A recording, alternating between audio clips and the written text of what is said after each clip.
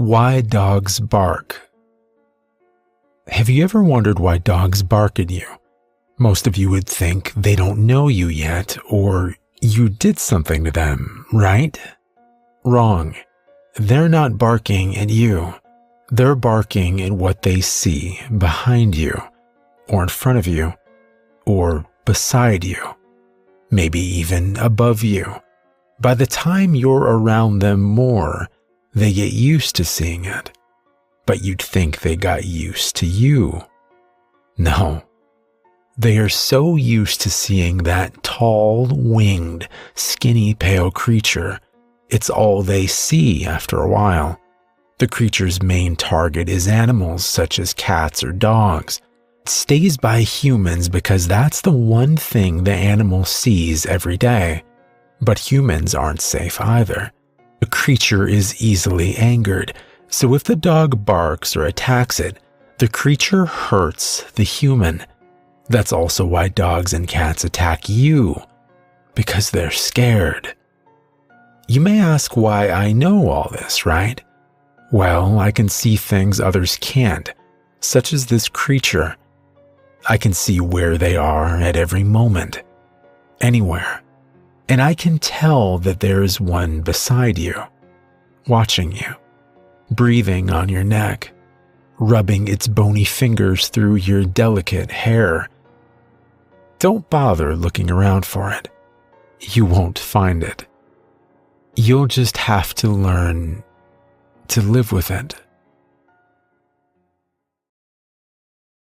A Dog is a Man's Best Friend by serial killer T. Swift.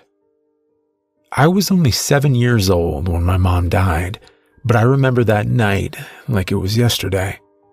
Maybe part of it is being here in my childhood bedroom again, seeing the same worn wooden beam stretching across the ceiling, hearing the same aches and creaks as the old house settles in, smelling the same faint smell of old dust and new paint. It all brings me right back to my childhood. I'm going to try to explain this as quickly as I can because, honestly, I'm scared. And I need help or advice, or maybe I just need someone else to know. I don't know. I'm back in my childhood home for the first time in nearly 16 years. After my mom died, my dad and I moved away, but apparently he never sold the house. He passed away last month after a long battle with prostate cancer, and I take comfort in the fact that he's finally able to be with my mom again. He never remarried, and I think he missed her until the day he died. I didn't know the house was still in his name until I got a call from the executor of his will, who told me the house was now mine. Apparently it's just been empty this whole time.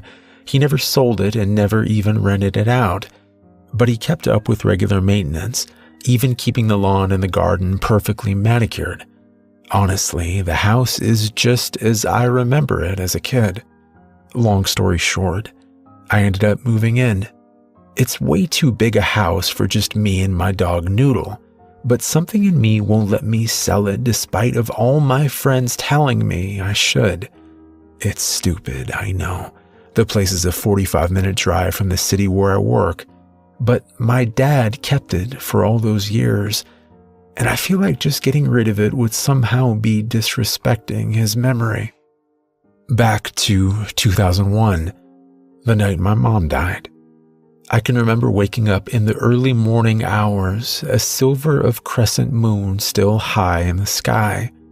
Just like now, I lay bundled up under a pile of blankets and quilts, and just like now, my dog was in the room with me. Only he wasn't sleeping either. Instead, he was staring at himself in the mirror. I should note that this was not unusual at all for this dog. May he rest in peaceful doggy heaven. Toby was always a bit of an oddball, and we'd often find him just sitting around staring at himself in the mirror. He'd sit contently for hours, wagging his tail in the mirror as if the sight of his own face was the most wonderful thing in the world. That night, however, It immediately put me on edge. For the past week leading up to that night, Toby had started to act weird when he looked at himself in the mirror. His normally happy-go-lucky demeanor would shift, and he'd start to let out a low growl. He'd woken me up with this little act several times in a row, and it was starting to give me the creeps. This particular night, it was even worse. Toby wasn't just looking in the mirror, not even just growling. He was staring into that thing with a primal intensity I'd never seen before. His hackles were raised, his short fur standing up all along his spine, and he was low to the ground, poised in what looked like a position of half threat and half fear. I was about to quietly call out to him when he suddenly started snarling, baring his teeth in a show of aggression unlike anything I'd ever seen from my normally sweet and gentle childhood dog. That's when my mom started to scream. Her bedroom was just across the hallway, and with my door cracked open, I could hear her loud, high-pitched shrieks as if she were standing right next to me. I was just a kid at the time, but I'll always regret what I did next. I just hid. I knew that I was the only one in the house. My dad was deployed in Afghanistan at the time, and to this day, I don't know why, but I didn't get up, didn't try to help, didn't even get up to call 911. My dog barking and my mom screaming, and all I did was get under my covers and hide. Even when the screaming stopped, I stayed hidden. Even when the sun rose, I stayed hidden. In fact, it wasn't until mid-morning when the cops came for a welfare check that they were able to coax me out of my bed. My dad came home early. He never explained to me what happened to my mom. Even in later years when I asked, he would just say he didn't want to talk about it. For all I knew, she was just gone. The funeral was a week later, and we were out of the house within a month. So that brings me to now. I've been in this house for a couple of weeks now, and God, I hope this doesn't sound paranoid or stupid, but my dog Noodle has started acting weird. She started spending a bunch of time staring in the mirror, just like Toby used to. Only before coming to this house, she never had this habit. At first, I just thought it was kind of funny, but she's been doing it more and more. For the past few nights, I've woken up in the middle of the night to find her staring into the mirror and quietly growling, and it's getting more and more aggressive. What prompted me to post this is how she's acting tonight. I can tell she's on edge. She's pacing in front of the mirror, snarling, her hair standing on end. And I noticed something. The angle of the mirror is such that when you're standing right in front of it, the reflection must point right at my open bedroom door. My dog isn't staring at herself. She's staring at whatever's right outside my door. I'm in the bed right now, and from the position in the room, I can't see out into the hallway. So far, I haven't been able to bring myself to get up and check it out, but I think that's what I have to do. God, I'm scared. Ghost dog. I used to be a 911 operator. Working graveyard shift, you get a lot of bogus calls. Seems like all the crazies come out at night. Well, one night, it was different. An elderly woman called in about some noise in her downstairs area at about midnight. She said it sounded like someone or something was running wildly through the house, tearing it up, knocking over furniture. So, as it's protocol, we can't take any call lightly. 2 officers were dispatched to check out the disturbance.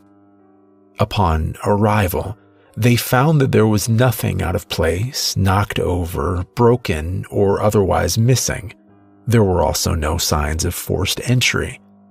The officers in question took down her information and just wrote it off as an isolated incident. All of us thought nothing else of it. The next night, same call, same time, but her speech pattern was a bit off when compared to the previous night. Like she saw what was tearing up her downstairs. In the middle of her sentence, she was abruptly interrupted by a blood-curdling scream. Officers were immediately dispatched. Upon arrival, they found the woman deceased in her kitchen.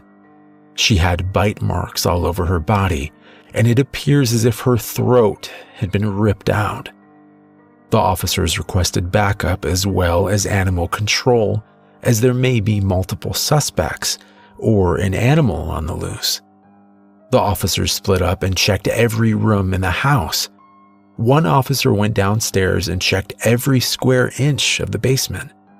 There was one door at the back of the basement that was locked. He called for assistance to get the door unlocked. Once unlocked, they checked inside the small room only to find the remains of a dog. The rate of decomposition showed that the dog had been dead for well over 15 years. Upon further investigation, it was revealed that the various bite marks all over the woman's body, as well as the wound on her throat, were all caused by a dog. I found it all to be a bit coincidental. I took it upon myself to check dental records from the dog remains we found and compare them to the wounds on the woman's body. They were an exact match. I resigned the following day and haven't left my house in over a month. Every now and again, I hear scratching at my door late at night, around the same time I got the final call from her. I dare not check what is out there for fear that I'll end up the same way.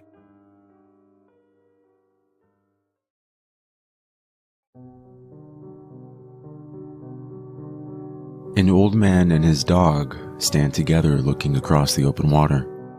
They live in a small coastal town in Alaska. The news reported that the old man's son had drowned while they were out fishing. It was a fluke accident, the reporter had said. There was nothing more anyone could do.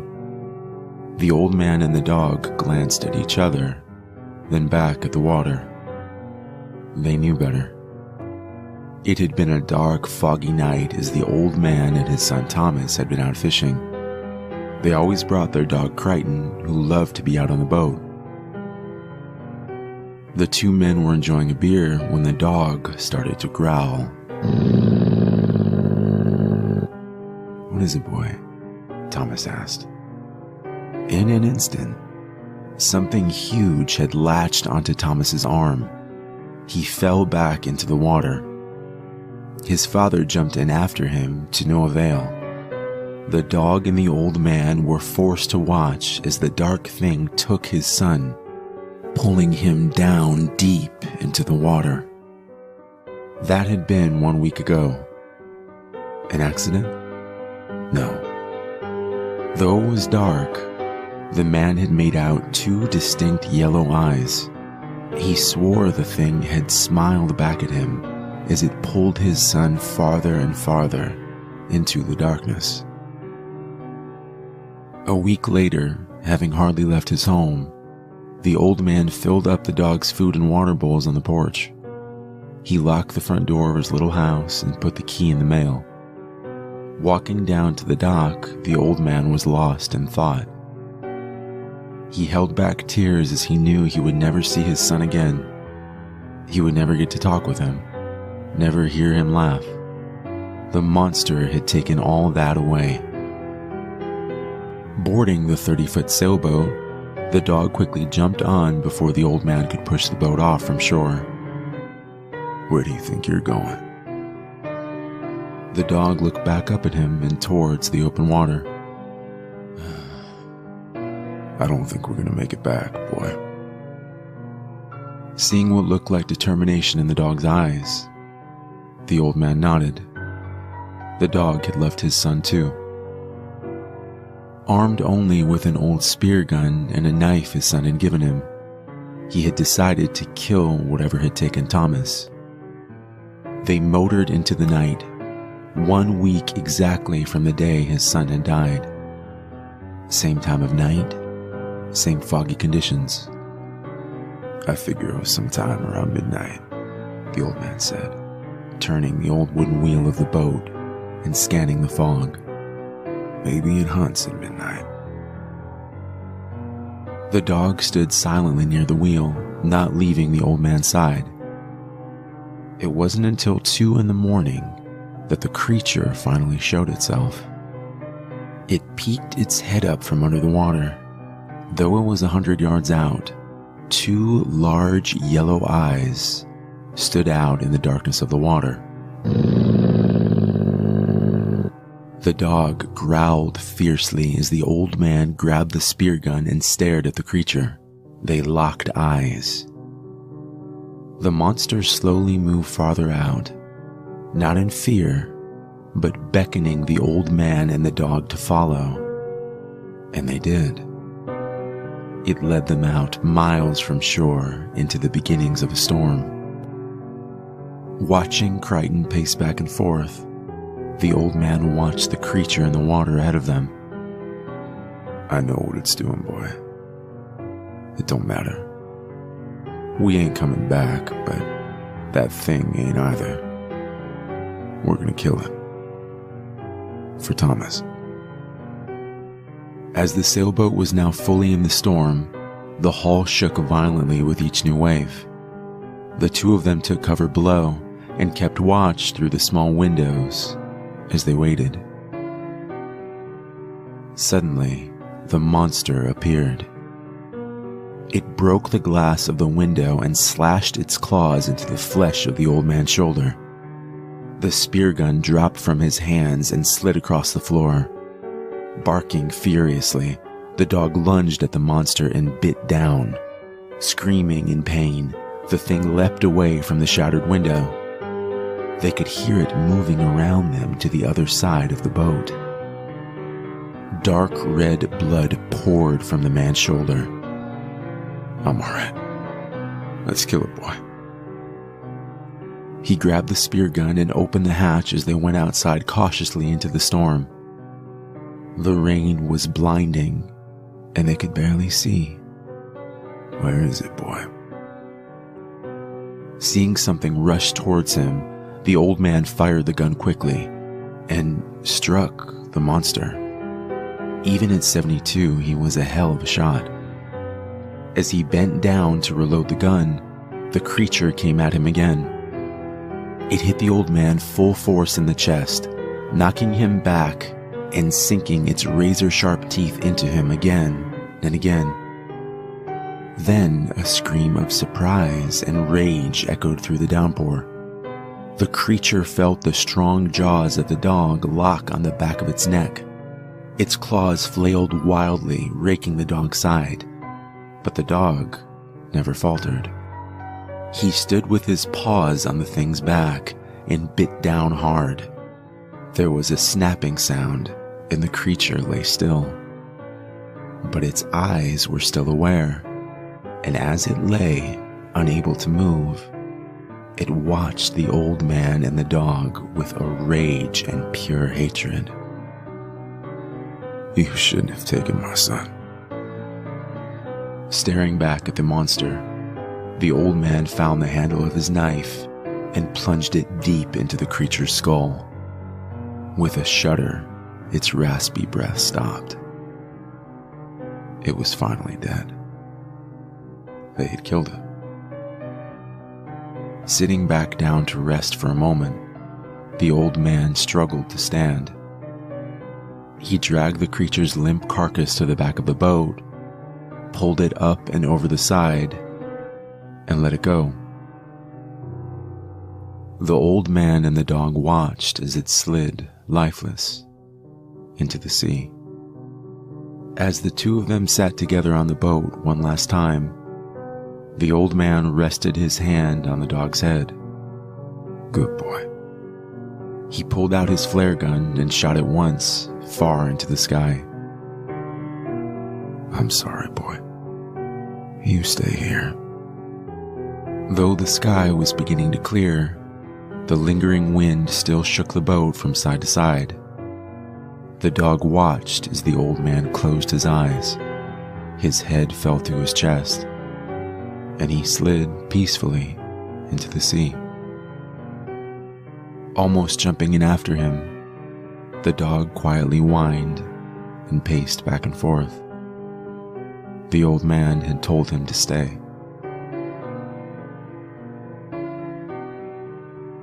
Sometime later, the Coast Guard pulled up next to the boat. They found only a large German Shepherd, covered in blood, looking down into the water. And that's how it came to be, that an old man and a dog killed the monster.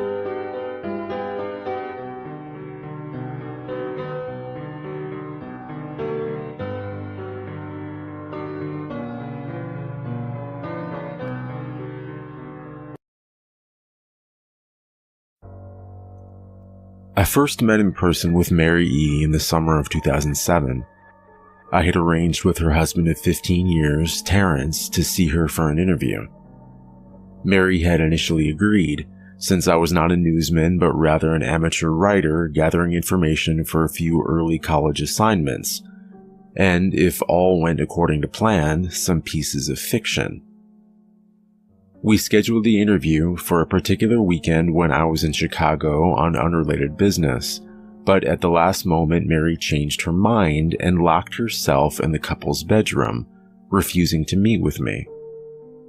For half an hour I sat with Terrence as we camped outside the bathroom door, I listening and taking notes while he attempted fruitlessly to calm his wife. The things Mary said made little sense but fit with the pattern I was expecting. Though I could not see her, I could tell from her voice that she was crying, and more often than not, her objections to speaking with me centered around an incoherent diatribe on her dreams, her nightmares. Terrence apologized profusely when we ceased the exercise, and I did my best to take it in stride. Recall that I wasn't a reporter in search of a story, but merely a curious young man in search of information. Besides, I thought at the time I could perhaps find another, similar case if I put my mind and resources to it. Mary E. was the system operator for a small Chicago-based bulletin board system in 1992 when she first encountered smile.jpg, and her life changed forever. She and Terrence had been married for only 5 months. Mary was one of an estimated 400 people who saw the image when it was posted as a hyperlink on the BBS, though she is the only one who has spoken openly about the experience. The rest have remained anonymous, or are perhaps dead. In 2005, when I was only in 10th grade, smile.jpg was first brought to my attention by the burgeoning interest in web-based phenomenon. Mary was the most often cited victim of what is sometimes referred to as smile dog. The being smile.jpg is reputed to display. What caught my interest, other than the obvious macabre elements of the cyber legend and my proclivity towards such things, was the sheer lack of information, usually to the point that people don't believe it even exists other than as a rumor or hoax. It is unique because though the entire phenomenon centers on a picture file, that file is nowhere to be found on the internet. Certainly many photo-manipulated simulacra litter the web, showing up with the most frequency on sites such as the image board 4chan. particularly the LXL-focused paranormal subboard. It is suspected these are fakes because they do not have the effect the true smile.jpg is believed to have, namely sudden onset temporal lobe epilepsy and acute anxiety. The purported reaction in the viewer is one of the reasons the phantom-like smile JPEG is regarded with such disdain, since it is patently absurd. Though depending on whom you ask, the reluctance to acknowledge smile.jpg's existence might be just as much out of fear as it is out of disbelief. Neither smile.jpg nor smile.dog is mentioned anywhere on Wikipedia. Any attempt to create a page pertaining to smile.jpg is deleted by any of the encyclopedia's many admins. Encounters with smile.jpg are the stuff of internet legend. Mary E's story is not unique.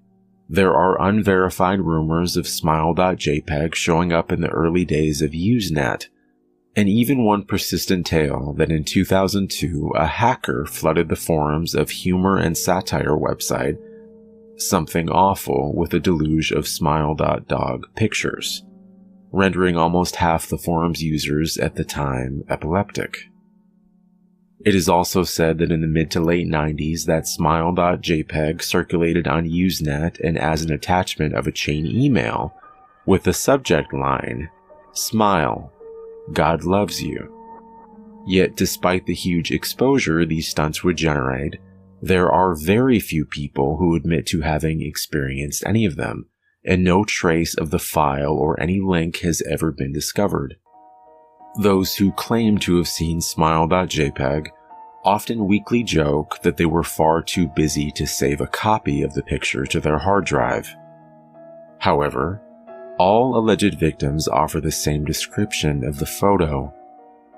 A dog-like creature, usually described as appearing similar to a Siberian husky, illuminated by the flash of the camera, sits in a dim room, the only background detail that is visible being a human hand extending from the darkness near the left side of the frame.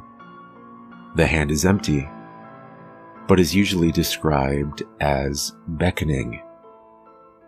Of course, most attention is given to the dog, or dog creature, as some victims are more certain than others about what they claim to have seen. The muzzle of the beast is reputedly split in a wide grin, revealing 2 rows of very white, very straight, very sharp, very human-looking teeth. This is, of course, not a description given immediately after viewing the picture, but rather a recollection of victims, who claim to have seen the picture endlessly repeated in their mind's eye during the time they are, in reality, having epileptic fits. These fits are reported to continue indeterminably, often while the victims sleep, resulting in very vivid and disturbing nightmares. These may be treated with medication, some being more effective than others. Mary E., I assumed, was not on effective medication. That was why, after my visit to her apartment in 2007, I sent out feelers to several folklore and urban legend-oriented news groups, websites, and mailing lists, hoping to find the name of a supposed victim of smile.jpg who felt more interested in talking about his experiences. For a time, nothing happened, and at length I forgot completely about my pursuits, since I had begun my freshman year of college and was quite busy. Mary contacted me via email, however, near the beginning of March 2008. This is Mary's email. Dear Mr. L., I am incredibly sorry about my behavior last summer when you came to interview me. I hope you understand that it was no fault of yours, but rather my own problems that led me to act out as I did. I realized that I could have handled the situation more decorously. However, I hope you will forgive me. At the time, I was afraid. You see, for 15 years I have been haunted by smile.jpg. Smile Dog comes to me in my sleep every night. I know that sounds silly, but it's true. There is an ineffable quality about my dreams, my nightmares, that makes them completely unlike any real dreams I have ever had. I don't move and I don't speak. I simply look ahead, and the only thing ahead of me is the scene from that horrible picture. I see the beckoning hand, and I see Smile Dog. It talks to me. It is not a dog, of course, though I am not quite sure what it really is. It tells me it will leave me alone if only I do as it asks. All I must do, it says, is spread the word. That is how it phrases its demands. And I know exactly what it means. It wants me to show it to someone else. And I could. The week after my incident, I received in the mail a manila envelope with no return address. Inside was only a 3.5-inch floppy disk. Without having to check, I knew precisely what was on it. I thought for a long time about my options. I could show it to a stranger, a coworker. I could even show it to Terrence, as much as the idea disgusted me. And what would happen then? Well, if Smile Dog kept its word, I could sleep. Yet if it lied, what would it do? And who was to say something worse would not come for me if I did as the creature asked? So I did nothing for 15 years, though I kept the diskette hidden amongst my things. Every night for 15 years, Smile Dog has come to me in my sleep and demanded that I spread the word.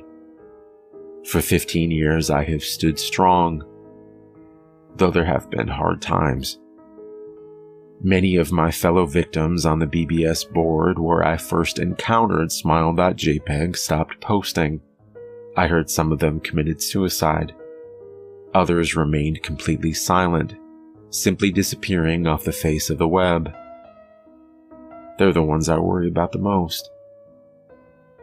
I sincerely hope you will forgive me, Mr. L, but last summer when you contacted me and my husband about an interview, I was near the breaking point. I decided I was going to give you the floppy disk. I didn't care if Smile Dog was lying or not. I wanted it to end. You were a stranger, someone I had no connection with, and I thought I wouldn't feel sorrow when you took the disk as part of your research and sealed your fate. Before you arrived, I realized what I was doing. I was plotting to ruin your life. I couldn't stand the thought, and in fact, I still cannot. I am ashamed, Mr. L, and I hope that this warning will dissuade you from farther investigation of smile.jpg. You may in time encounter someone who is, if not weaker than I, then wholly more depraved. Someone who will not hesitate to follow Smile Dog's orders. Stop while you are still whole. Sincerely, Mary L. Terrence contacted me later that month with the news that his wife had killed herself. While cleaning up the various things she'd left behind, closing email accounts and the like, he happened upon the above message. He was a man in shambles. He wept as he told me to listen to his wife's advice. He'd found the disc, he revealed, and burned it until it was nothing but a stinking pile of blackened plastic. The part that most disturbed him, however, was how the disc had hissed as it melted, like some sort of animal, he said. I will admit that I was a little uncertain about how to respond to this. At first I thought perhaps it was a joke, with a couple belatedly playing with the situation in order to get a rise out of me. A quick check of several Chicago newspapers' online obituaries, however, proved that Mary E. was indeed dead. There was, of course, no mention of suicide in the article. I decided that for a time at least, I would not farther pursue the subject of smile.jpg, especially since I had finals coming up at the end of May. But the world has odd ways of testing us. Almost a year after I'd returned from my disastrous interview with Mary E., I received another email. Hello. I found your email address through a mailing list. Your profile said you were interested in Smile Dog. I have seen it, and it isn't as bad as everyone says. I have sent it to you here. Just spreading the word. That final line chilled me to the bone. According to my email client, there was only one file attachment, called Naturally, smile.jpg. I considered downloading it for some time. It was most likely a fake, I imagine.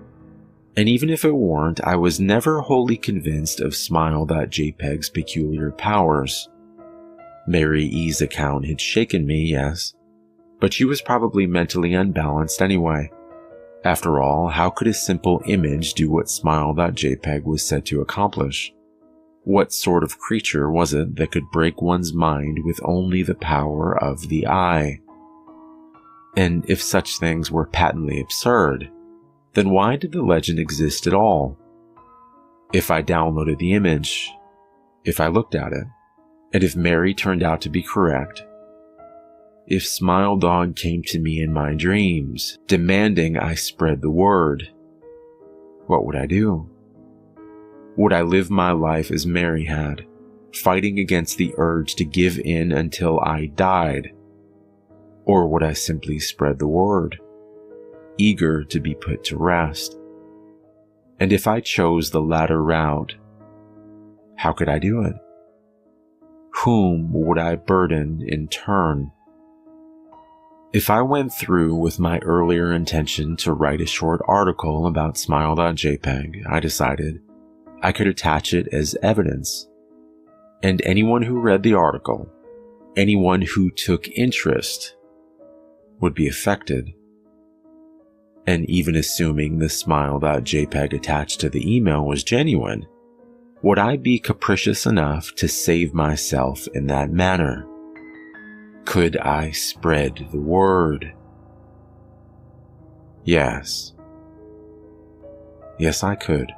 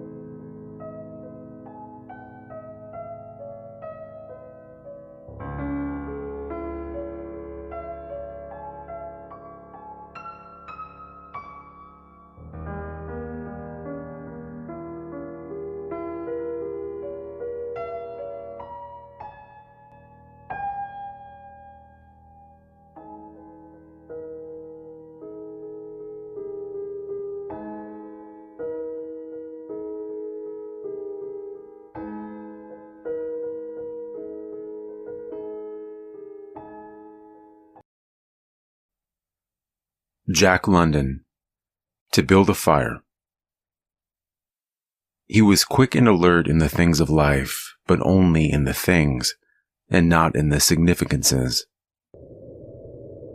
Day had broken cold and gray, exceedingly cold and gray, when the man turned aside from the main Yukon Trail and climbed the high earth bank, where a dim and little-traveled trail led eastward through the fat spruce timberland. It was a steep bank, and he paused for breath at the top, excusing the act to himself by looking at his watch. It was 9 o'clock, There was no sun nor hint of sun, though there was not a cloud in the sky. It was a clear day, and yet there seemed an intangible pall over the face of things, a subtle gloom that made the day dark, and that was due to the absence of sun. This fact did not worry the man. He was used to the lack of sun. It had been days since he had seen the sun, and he knew that a few more days must pass before that cheerful orb, due south, would just peep above the skyline and dip immediately from view. The man flung a look back along the way he had come. The Yukon lay a mile wide and hidden under 3 feet of ice.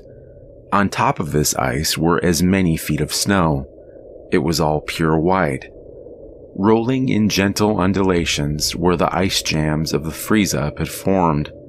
North and south, as far as his eye could see, it was unbroken white, save for the dark hairline that curved and twisted from around the spruce-covered island to the south, and that curved and twisted away into the north, where it disappeared behind another spruce-covered island.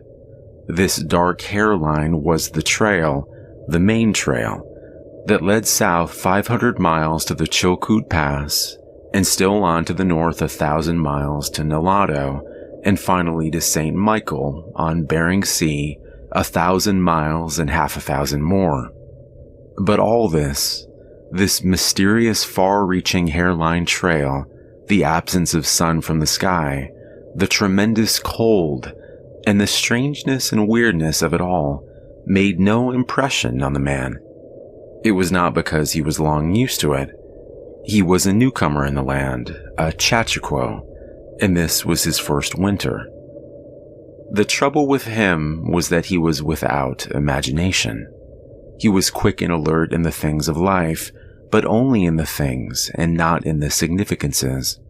50 degrees below zero meant 80-odd degrees of frost. Such fact impressed him as being cold and uncomfortable, and that was all.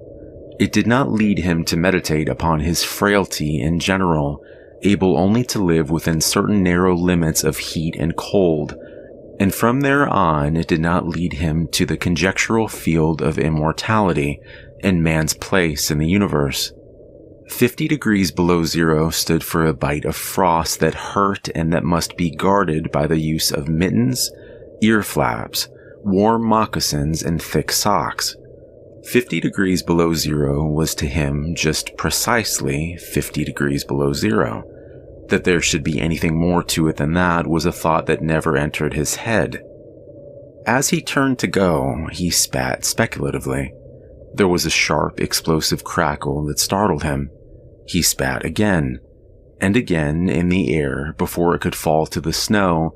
The spittle cracked. He knew that at 50 below, spittle cracked on the snow, but this spittle had cracked in the air. Undoubtedly, it was colder than 50 below. How much colder, he did not know. But the temperature did not matter. He was bound for the old claim on the left fork of Henderson Creek, where the boys were already. They had come over across the divide from the Indian Creek country, while he had come the roundabout way to take a look at the possibility of getting out logs in the spring from the islands and the Yukon. He would be in the camp by 6 o'clock, a bit after dark, it was true, but the boys would be there, a fire would be going, and a hot supper would be ready. As for lunch, he pressed his head against the protruding bundle under his jacket. It was also under his shirt, wrapped in a handkerchief and lying against the naked skin. It was the only way to keep the biscuits from freezing. He smiled agreeably to himself as he thought of those biscuits, each cut open and sopped in bacon grease, and each enclosing a generous slice of fried bacon. He plunged in among the big spruce trees. The trail was faint. A foot of snow had fallen since the last sled had passed over, and he was glad he was without a sled, traveling light. In fact, he carried nothing but the lunch wrapped in the handkerchief. He was surprised, however, at the cold. It certainly was cold, he concluded, as he rubbed his numb nose and cheekbones with his mittened hand. He was a warm, whiskered man, but the hair on his face did not protect the high cheekbones and the eager nose that thrust itself aggressively into the frosty air. At the man's heels trotted a dog, a big native husky, the proper wolf dog, gray-coated and without any visible or temperamental difference from its brother, the wild wolf. The animal was depressed by the tremendous cold. It knew that it was no time for traveling. Its instinct told it a truer tale than was told to the man by the man's judgment. In reality, it was not merely colder than 50 below zero. It was colder than 60 below, then 70 below. It was 75 below zero. Since the freezing point is 32 above zero, it meant that 107 degrees of frost obtained. The dog did not know anything about thermometers. Possibly in its brain there was no sharp consciousness of a condition of very cold such as was in the man's brain, but the brute had its instinct. It experienced a vague but menacing apprehension that subdued it and made it slink along at the man's heels, and that made it question eagerly every unwanted movement of the man as if expecting him to go into camp or to seek shelter somewhere to build a fire. The dog had learned fire and it wanted fire, or else to burrow under the snow and cuddle its warmth away from the air. The frozen moisture of its breathing had settled on its fur in a fine powder of frost, and especially were its jowls, muzzle, and eyelashes whitened by its crystalled breath.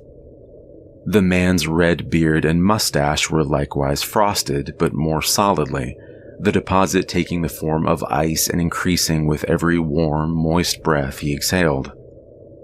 Also, the man was chewing tobacco, and the muzzle of ice held his lips so rigidly that he was unable to clear his chin when he expelled the juice.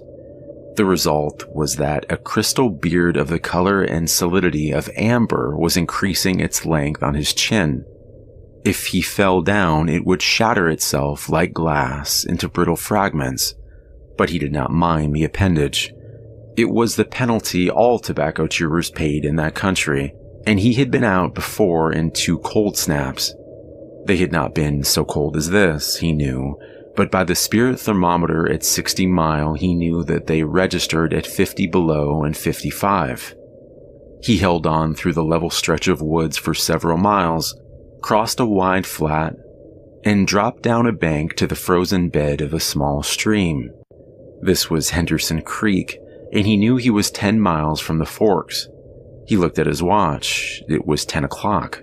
He was making 4 miles an hour, and he calculated that he would arrive at the forks at 12:30.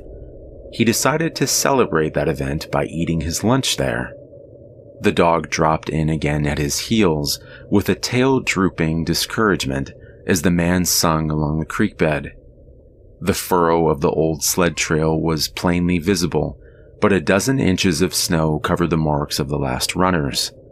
In a month, no man had come up or down that silent creek. The man held steadily on. He was not much given to thinking, and just then particularly, he had nothing to think about save that he would eat lunch at the forks and that at 6 o'clock he would be in camp with the boys. There was nobody to talk to, and had there been, speech would have been impossible because of the ice muzzle on his mouth. So he continued monotonously to chew tobacco and to increase the length of his amber beard. Once in a while, the thought reiterated itself that it was very cold and that he had never experienced such cold. As he walked along, he rubbed his cheekbones and nose with the back of his mittened hand. He did this automatically, now and again changing hands. But rub as he would, the instant he stopped, his cheekbones went numb, and the following instant the end of his nose went numb. He was sure to frost his cheeks, he knew that, and experienced a pang of regret that he had not devised a nose strap of the sort Bud wore in cold snaps. Such a strap passed along the cheeks as well and saved them, but it didn't matter much after all. What were frosted cheeks? A bit painful, that was all. They were never serious. Empty as the man's mind was of thoughts, he was keenly observant, and he noticed the changes in the creek, the curves and bends and timber jams, and always he sharply noted where he placed his feet. Once, coming around a bend, he shied abruptly, like a startled horse, curved away from the place where he had been walking, and retreated several paces back along the trail. The creek he knew was frozen clear to the bottom. No creek could contain water in that Arctic winter, but he knew also that there were springs that bubbled out from the hillsides and ran along under the snow and on top the ice of the creek. He knew that the coldest snaps never froze these springs, and he knew likewise their danger. They were traps. They hid pools of water under the snow that might be 3 inches deep, or 3 feet. Sometimes a skin of ice half an inch thick covered them, and in turn was covered by the snow. Sometimes there were alternate layers of water and ice skin, so that when one broke through, he kept on breaking through for a while, sometimes wetting himself to the waist. That was why he had shied in such panic. He had felt the give under his feet and heard the crackle of a snow-hidden ice skin, and to get his feet wet in such a temperature meant trouble and danger. At the very least, it meant delay, for he would be forced to stop and build a fire, and under its protection to bare his feet while he dried his socks and moccasins. He stood and studied the creek bed and its banks, and decided that the flow of water came from the right. He reflected a while, rubbing his nose and cheeks, then skirting to the left, stepping gingerly and testing the footing for each step. Once clear of the danger, he took a fresh chew of tobacco and swung along at his 4-mile gait. In the course of the next 2 hours, he came upon several similar traps. Usually the snow above the hidden pools had a sunken, candied appearance that advertised the danger.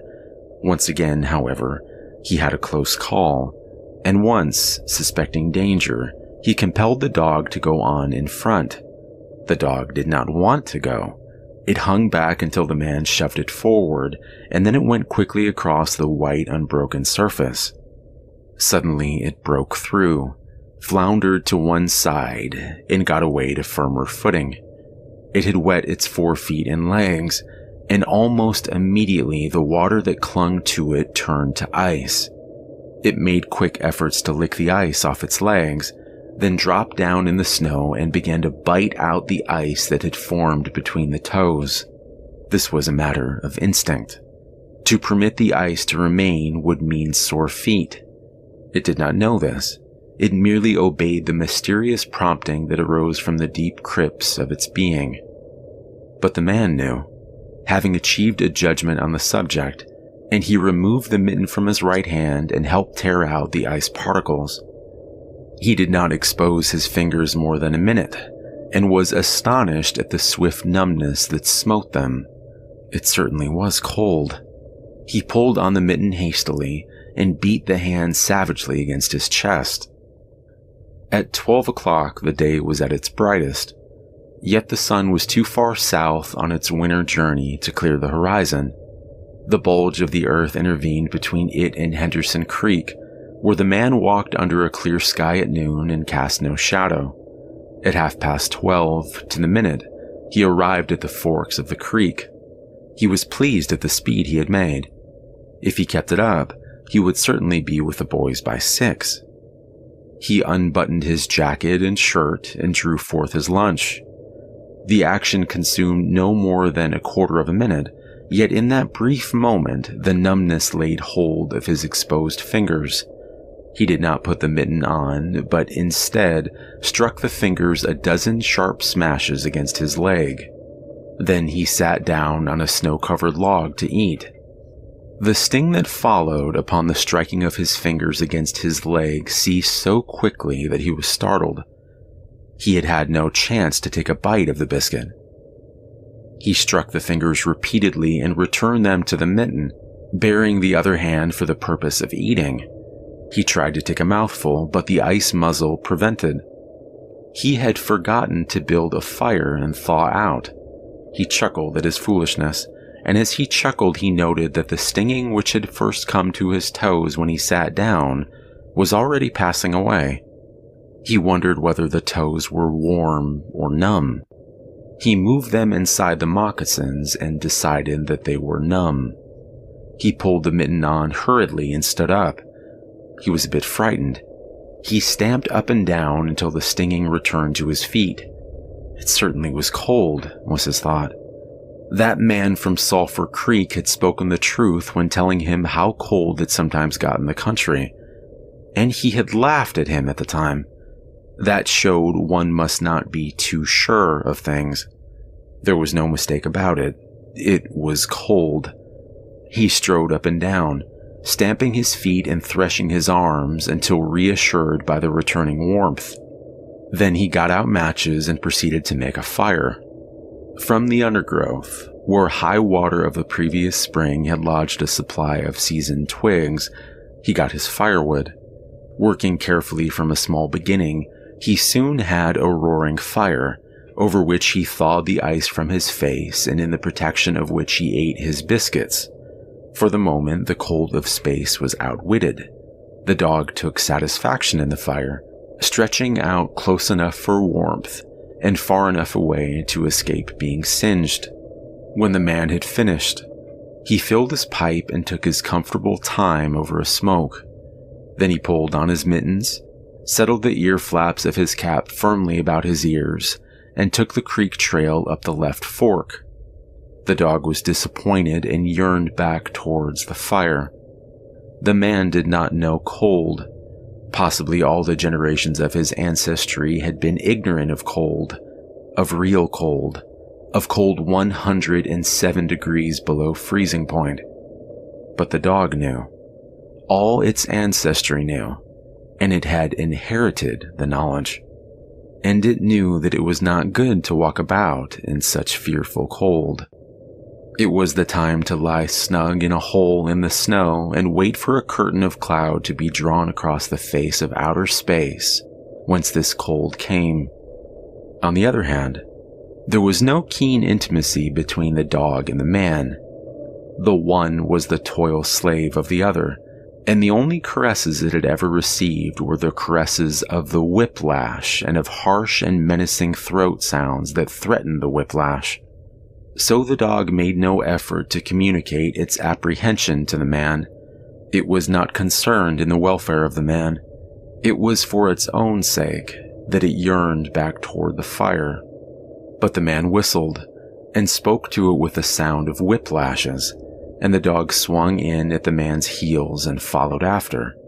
The man took a chew of tobacco and proceeded to start a new amber beard. Also, his moist breath quickly powdered with white his mustache, eyebrows, and lashes. There did not seem to be so many springs on the left fork of the Henderson, and for half an hour the man saw no signs of any. And then it happened. At a place where there were no signs, where the soft, unbroken snow seemed to advertise solidity beneath, the man broke through. It was not deep. He wet himself halfway to the knees before he floundered out to the firm crust. He was angry and cursed his luck aloud. He had hoped to get into camp with the boys at 6 o'clock, and this would delay him an hour, for he would have to build a fire and dry out his footgear. This was imperative at that low temperature, for he knew that much, and he turned aside to the bank which he climbed. On top, tangled in the underbrush above the trunks of several small spruce trees, was a high water deposit of dry firewood, sticks and twigs principally, but also larger portions of seasoned branches and fine, dry, last year's grasses. He threw down several large pieces on top of the snow. This served for a foundation and prevented the young flame from drowning itself in the snow it otherwise would melt. The flame he got by touching a match to a small shred of birch bark that he took from his pocket. This burned even more readily than paper.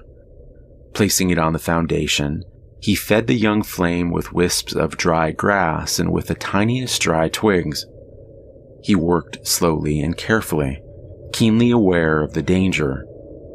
Gradually, as the flame grew stronger, he increased the size of the twigs with which he fed it.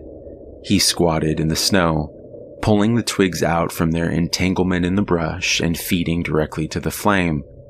He knew there must be no failure. When it is 75 below zero, a man must not fail in his first attempt to build a fire. That is, if his feet are wet. If his feet are dry and he fails, he can run along the trail for half a mile and restore his circulation. But the circulation of wet and freezing feet cannot be restored by running when it is 75 below. No matter how fast he runs, the wet feet will freeze the harder. All this the man knew. The old-timer on Sulphur Creek had told him about it the previous fall, and now he was appreciating the advice. Already all sensation had gone out of his feet. To build the fire, he had been forced to remove his mittens, and the fingers had quickly gone numb. His pace of 4 miles an hour had kept his heart pumping blood to the surface of his body and to all his extremities. But the instant he stopped, the action of the pump eased down. The cold of space smote the unprotected tip of the planet, and he, being on that unprotected tip, received the full force of the blow. The blood of his body recoiled before it.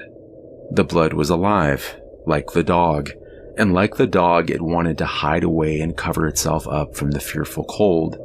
So long as he walked 4 miles an hour, he pumped that blood willy-nilly to the surface. But now it ebbed away and sank down into the recesses of his body. The extremities were the first to feel its absence. His wet feet froze the faster, and his exposed fingers numbed the faster, though they had not yet begun to freeze.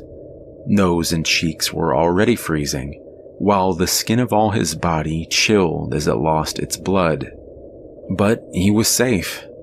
Toes and nose and cheeks would only be touched by the frost, for the fire was beginning to burn with strength. He was feeding it with the twigs the size of his finger. In another minute, he would be able to feed it with branches the size of his wrist, and then he could remove his wet footgear, and while it dried, he could keep his naked feet warm by the fire, rubbing them at first, of course, with snow. The fire was a success. He was safe. He remembered the advice of the old-timer on Sulphur Creek and smiled. The old-timer had been very serious in laying down the law that no man must travel alone in the Klondike after 50 below. Well, here he was. He had had the accident, he was alone, and he had saved himself. Those old-timers were rather womanish, some of them, he thought. All a man had to do was to keep his head, and he was all right. Any man who was a man could travel alone. But it was surprising how rapid with which his cheeks and nose were freezing, and he had not thought his fingers could go lifeless in so short a time. Lifeless they were, for he could scarcely make them move together to grip a twig, and they seemed remote from his body and from him. When he touched a twig, he had to look and see whether or not he had hold of it. The wires were pretty well down between him and his finger ends, all of which counted for little. There was the fire, snapping and crackling and promising life with every dancing flame. He started to untie his moccasins. They were coated with ice. The thick German socks were like sheaths of iron halfway to the knees, and the moccasin strings were like rods of steel, all twisted and knotted as by some conflagration. For a moment he tugged with his numb fingers, then, realizing the folly of it, he drew his sheathed knife. But before he could cut the strings, it happened. It was his own fault, or rather his mistake. He should not have built the fire under the spruce tree. He should have built it in the open. But it had been easier to pull the twigs from the brush and drop them directly on the fire. Now, the tree under which he had done this carried a weight of snow on its boughs. No wind had blown for weeks, and each bough was fully freighted. Each time he had pulled on a twig, he had communicated a slight agitation to the tree, an imperceptible agitation so far as he was concerned, but an agitation sufficient to bring about the disaster. High up in the tree, one bough capsized its load of snow. This fell on the boughs below, capsizing them. This process continued, spreading out and involving the whole tree. It grew like an avalanche, and it descended without warning upon the man and the fire was blotted out. Where it had burned was a mantle of fresh and disordered snow. The man was shocked. It was as though he had just heard his own sentence of death. For a moment he sat and stared at the spot where the fire had been. Then he grew very calm. Perhaps the old-timer on Sulphur Creek was right. If he had only had a trail made, he would have been in no danger now. The trail mate could have built the fire. Well, it was up to him to build a fire over again, and this second time there must be no failure. Even if he succeeded, he would most likely lose some toes. His feet must be badly frozen by now, and there would be some time before the second fire was ready. Such were his thoughts. But he did not sit and think them. He was busy all the time they were passing through his head. He made a new foundation for a fire, this time in the open, where no treacherous tree could blot it out. Next, he gathered dry grasses and tiny twigs from the high water flotsam. He could not bring his fingers together to pull them out, but he was able to gather them by the handful. In this way, he got so many rotten twigs and bits of green moss that were undesirable, but it was the best he could do. He worked methodically, even collecting an armful of the larger branches to be used later when the fire gathered strength. And all the while, the dog sat and watched him, a certain yearning wistfulness in its eyes, for it looked upon him as the fire provider, and the fire was slow in coming. When all was ready, the man reached in his pocket for a second piece of birch bark. He knew the bark was there, and though he could not feel it with his fingers, he could hear its crisp rustling as he fumbled for it. Try as he would, he could not clutch hold of it, and all the time in his consciousness was the knowledge that each instant his feet were freezing. This thought tended to put him in a panic, but he fought against it and kept calm. He pulled on his mittens with his teeth and thrashed his arms back and forth, beating his hands with all his might against his sides. He did this sitting down, and he stood up to do it, and all the while the dog sat in the snow, its wolf brush of a tail curled around warmly over its forefeet, its sharp wolf eyes pricked forward intently as it watched the man. And the man, as he beat and threshed with his arms and hands, felt a great surge of envy as he regarded the creature that was warm and secure in its natural covering. After a time, he was aware of the first faraway signals of sensation in his beaten fingers. The faint tingling grew stronger till it evolved into a stinging ache that was excruciating, but which the man hailed with satisfaction. He stripped the mitten from his right hand and fetched forth the birch bark. The exposed fingers were quickly going numb again. Next, he brought out his bunch of sulfur matches. But the tremendous cold had already driven the life out of his fingers. In his effort to separate one match from the others, the whole bunch fell in the snow. He tried to pick it out of the snow, but failed. The dead fingers could neither touch nor clutch. He was very careful. He drove the thought of his freezing feet and nose and cheeks out of his mind, devoting his whole soul to the matches. He watched, using the sense of vision in place of that touch, and when he saw his fingers on each side of the bunch, he closed them. That is, he willed to close them, for the wires were down, and the fingers did not obey. He pulled the mitten on the right hand and beat it fiercely against his knee.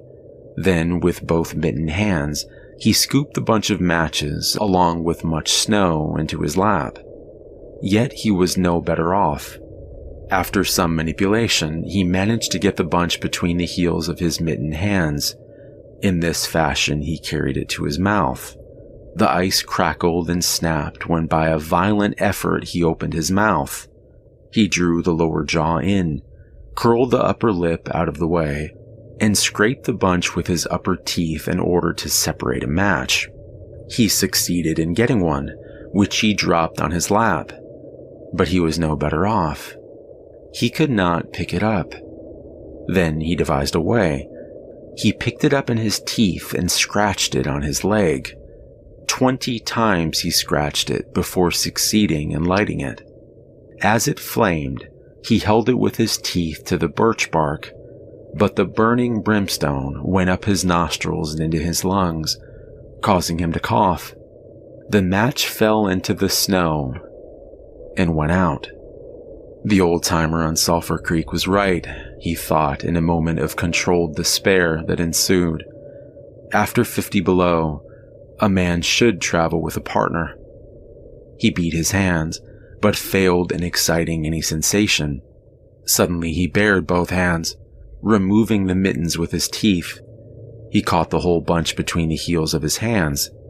His arm muscles not being frozen enabled him to press the hand heels tightly against the matches. Then he scratched the bunch along his legs. It flared into flame, 70 sulfur matches at once. There was no wind to blow them out.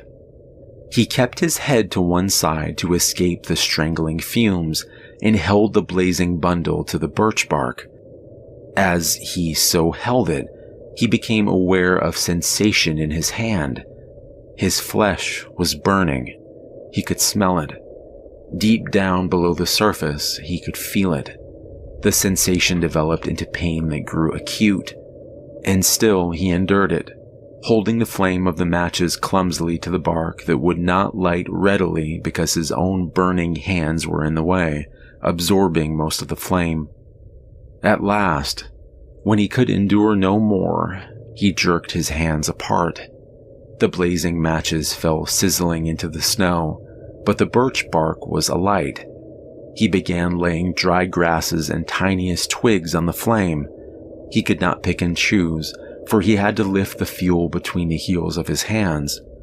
Small pieces of rotten wood and green moss clung to the twigs, and he bit them off as well as he could with his teeth. He cherished the flame carefully and awkwardly. It meant life, and it must not perish. The withdrawal of blood from the surface of his body now made him begin to shiver, and he grew more awkward. A large piece of green moss fell squarely on the little fire. He tried to poke it with his fingers, but his shivering frame made him poke too far, and he disrupted the nucleus of the little fire, the burning grasses and tiny twigs separating and scattering. He tried to poke them together again, but in spite of the tenseness of his effort, his shivering got away with him, and the twigs were hopelessly scattered. Each twig gushed a puff of smoke and went out. The fire provider had failed. As he looked apathetically about him, his eyes chanced on the dog, sitting across the ruins of the fire from him, in the snow, making restless, hunching movements, slightly lifting one forefoot and then the other, shifting its weight back and forth on them with wistful eagerness. The sight of the dog put a wild idea into his head. He remembered the tale of a man caught in a blizzard who killed a steer and crawled inside the carcass, and so was saved. He would kill the dog and bury his hands in the warm body until the numbness went out of them. Then he could build another fire. He spoke to the dog, calling it to him, but in his voice was a strange note of fear that frightened the animal, who had never known the man to speak in such a way before. Something was the matter, and its suspicious nature sensed danger. It knew not what danger, but somewhere, somehow, in its brain arose an apprehension of the man. It flattened its ears down at the sound of the man's voice, and its restless hunching movements and liftings and shiftings of its forefeet became more pronounced. But it would not come to the man. He got on his hands and knees and crawled towards the dog. This unusual posture again excited suspicion, and the animal sidled mincingly away. The man sat up in the snow for a moment and struggled for calmness. Then he pulled on his mittens by means of his teeth and got upon his feet. He glanced down at first in order to assure himself that he was really standing up, for the absence of sensation in his feet left him unrelated to the earth. His erect posture in itself started to drive the webs of suspicion from the dog's mind, and when he spoke peremptorily, with the sound of whiplashes in his voice, the dog rendered its customary allegiance and came to him. As it came within reaching distance, the man lost his control. His arms flashed out to the dog, and he experienced genuine surprise when he discovered that his hands could not clutch, that there was neither bend nor feeling in the fingers. He had forgotten for a moment that they were frozen, and that they were freezing more and more. All this happened quickly, and before the animal could get away, he encircled its body with his arms. He sat down in the snow, and in this fashion held the dog, while it snarled and whined and struggled. But it was all he could do, hold its body encircled in his arms and sit there. He realized that he could not kill the dog. There was no way to do it. With his helpless hands, he could neither draw nor hold his sheathed knife nor throttle the animal. He released it, and it plunged wildly away, with tail between its legs and still snarling. It halted 40 feet away, surveying him curiously, with ears sharply pricked forward. The man looked down at his hands in order to locate them, and found them hanging on the ends of his arms. It struck him as curious that one should have to use his eyes in order to find out where his hands were. He began threshing his arms back and forth, beating the mittened hands against his sides. He did this for 5 minutes, violently, and his heart pumped enough blood up to the surface to put a stop to his shivering. But no sensation was aroused in his hands. He had an impression that they hung like weights on the ends of his arms, but when he tried to run the impression down, he could not find it. A certain fear of death, dull and oppressive, came to him. His fear quickly became poignant as he realized that it was no longer a mere matter of freezing his fingers and toes or of losing his hands and feet, but that it was a matter of life and death with the chances against him. This threw him into a panic, and he turned and ran up the creek bed along the old dim trail. The dog joined in behind him and kept up with him. He ran blindly, without intention, in fear such as he had never known in his life. Slowly, as he plowed and floundered through the snow, he began to see things again. The banks of the creek, the old timber jams, the leafless aspens, and the sky. The running made him feel better. He did not shiver. Maybe if he ran on, his feet would thaw out, and anyway, if he ran far enough, he would reach camp and the boys. Without doubt, he would lose some fingers and toes and some of his face, but the boys would take care of him and save the rest of him when he got there.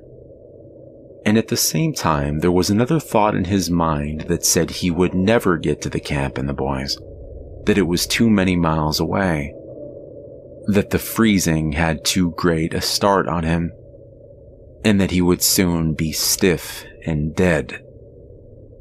This thought he kept in the background and refused to consider. Sometimes it pushed itself forward and demanded to be heard, but he thrust it back and strove to think of other things. It struck him as curious that he could run at all on feet so frozen that he could not feel them when they struck the earth and took the weight of his body. He seemed to himself to skim along above the surface and to have no connection with the earth. Somewhere he had once seen a winged Mercury, and he wondered if Mercury felt as he felt when skimming over the earth. His theory of running until he reached camp and the boys had one flaw in it. He lacked the endurance. Several times he stumbled, and finally he tottered, crumpled up, and fell. When he tried to rise, he failed. He must sit and rest, he decided, and next time he would merely walk and keep going. As he sat and regained his breath, he noted that he was feeling quite warm and comfortable. He was not shivering, and it even seemed that a warm glow had come to his chest and trunk. And yet, when he touched his nose or cheeks, there was no sensation. Running would not thaw them out, nor would it thaw out his hands and feet. Then the thought came to him that the frozen portions of his body must be extending. He tried to keep this thought down, to think of something else. He was aware of the panicky feeling that it caused, and he was afraid of the panic. But the thought asserted itself and persisted until it produced a vision of his body totally frozen. This was too much, and he made another wild run along the trail. Once he slowed down to a walk, but the thought of the freezing extending itself made him run again. And all the time the dog ran with him at his heels. When he fell down a second time, it curled its tail over its forefeet and sat in front of him, facing him, curiously eager and intent. The warmth and security of the animal angered him, and he cursed it till it flattened down its ears appeasingly. This time the shivering came more quickly upon the man. He was losing his battle with the frost. It was creeping into his body from all sides. The thought of it drove him on, but he ran no more than 100 feet when he staggered and pitched headlong. It was his last panic. When he had recovered his breath and control, he sat up and entertained in his mind the conception of meeting death with dignity.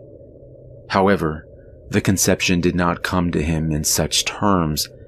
His idea of it was that he had been making a fool of himself, running around like a chicken with its head cut off.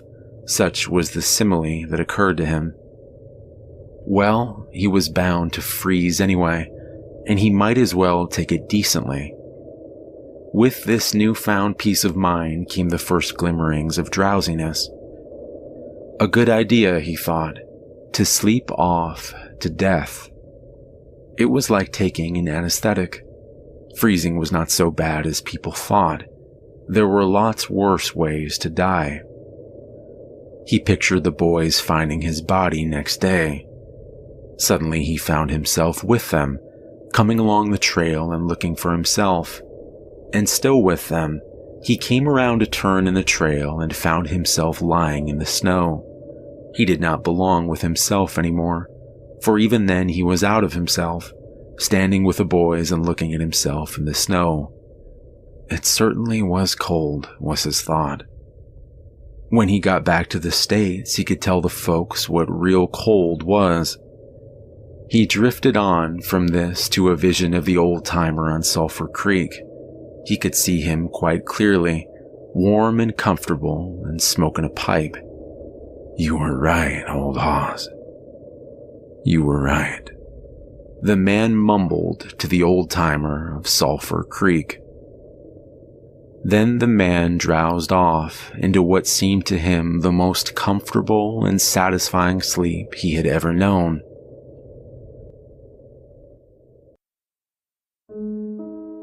The dog sat facing and waiting. The brief day drew to a close in a long, slow twilight. There were no signs of a fire to be made, and besides, never in the dog's experience had it known a man to sit like that in the snow and make no fire. As the twilight drew on, its eager yearning for the fire mastered it, and with a great lifting and shifting of forefeet, it whined softly, then flattened out its ears down in anticipation of being chided by the man. But the man remained silent. Later, the dog whined loudly, and still later it crept close to the man and caught the scent of death. This made the animal bristle and back away. A little longer it delayed, howling under the stars that leaped and danced and shone brightly in the cold sky. Then it turned and trotted up the trail in the direction of the camp it knew. Where were the other food providers? and fire providers.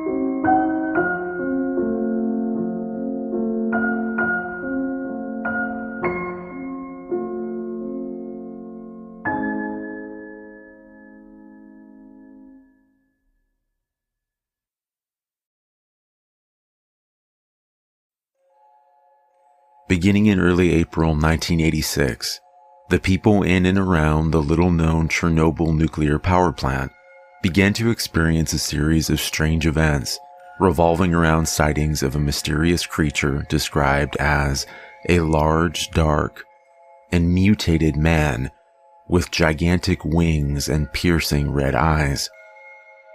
People affected by this phenomena experienced horrific nightmares, threatening phone calls, and first-hand encounters with the winged beast which became known as the Blackbird of Chernobyl. Reports of these strange happenings continued to increase until the morning of April 26, 1986, when at 1:23 a.m., Reactor 4 of the Chernobyl nuclear power plant suffered a catastrophic steam explosion that resulted in a fire which caused a series of additional explosions followed by a nuclear meltdown. The power plant, located near Ukraine, spewed a plume of radioactive fallout which drifted over parts of the Western Soviet Union, Eastern and Western Europe, Scandinavia, the UK, Ireland, and Eastern North America. Large areas of Ukraine, Belarus, and Russia were badly contaminated, resulting in the evacuation and resettlement of over 336,000 people. The Chernobyl disaster, as the incident was dubbed, is considered the worst accident ever in the history of nuclear power. Following the meltdown and subsequent explosions and fires, Soviet helicopters were dispatched to the scene, equipped with special firefighting gear. These helicopters circled the plant, dropping clay, salt, lead, and other extinguishing chemicals onto the burning facility. Most of the fire was put out by 5 a.m., with the fire burning within Reactor 4 continuing to blaze for several hours after. The firefighters who responded were unaware of the nature of the fire, assuming that it was simply an electrical one, and received massive overdoses of radiation, leading to many of their deaths, including Lieutenant Vladimir Pravik, who died on May 9, 1986.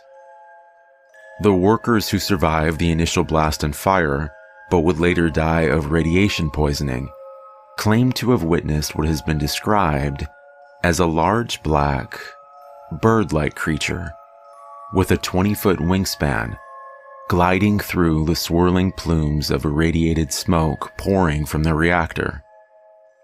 No farther sightings of the Blackbird of Chernobyl were reported after the Chernobyl disaster, leaving researchers to speculate just what haunted the workers of the plant during the days leading up to the disaster. The most commonly accepted theory suggests that the Blackbird of Chernobyl may have been the same creature spotted in Point Pleasant, West Virginia, leading up to the collapse of the Silver Bridge on December 15, 1968. Investigators have suggested that the appearance of this creature is an omen of disasters to come in the area in which it shows itself. The physical description of both the Blackbird of Chernobyl and the Mothman, the creature sighted in West Virginia, are very similar, and the reports of nightmares and threatening phone calls leading up to these disasters are shared in both cases. A second, less accepted theory suggests that the Blackbird of Chernobyl was nothing more than the misidentification of the black stork, an endangered species endemic to southern Eurasia. The black stork stands nearly 3 foot tall and has a wingspan of nearly 6 feet. This theory, however, fails to take into account the menacing phone calls and the disturbing nightmares. Also, the physical description given by the majority of eyewitnesses who actually saw the Blackbird of Chernobyl does not in any way match the physical appearance of the black stork. Both the Blackbird of Chernobyl and the Mothman have not been sighted since their respective disasters, leaving us with many unanswered questions. All we can do is wait for the beast to show itself again and give us a chance to figure out just what it may be. Unfortunately, it would seem that for this creature to show up again, we have to anticipate some form of disaster.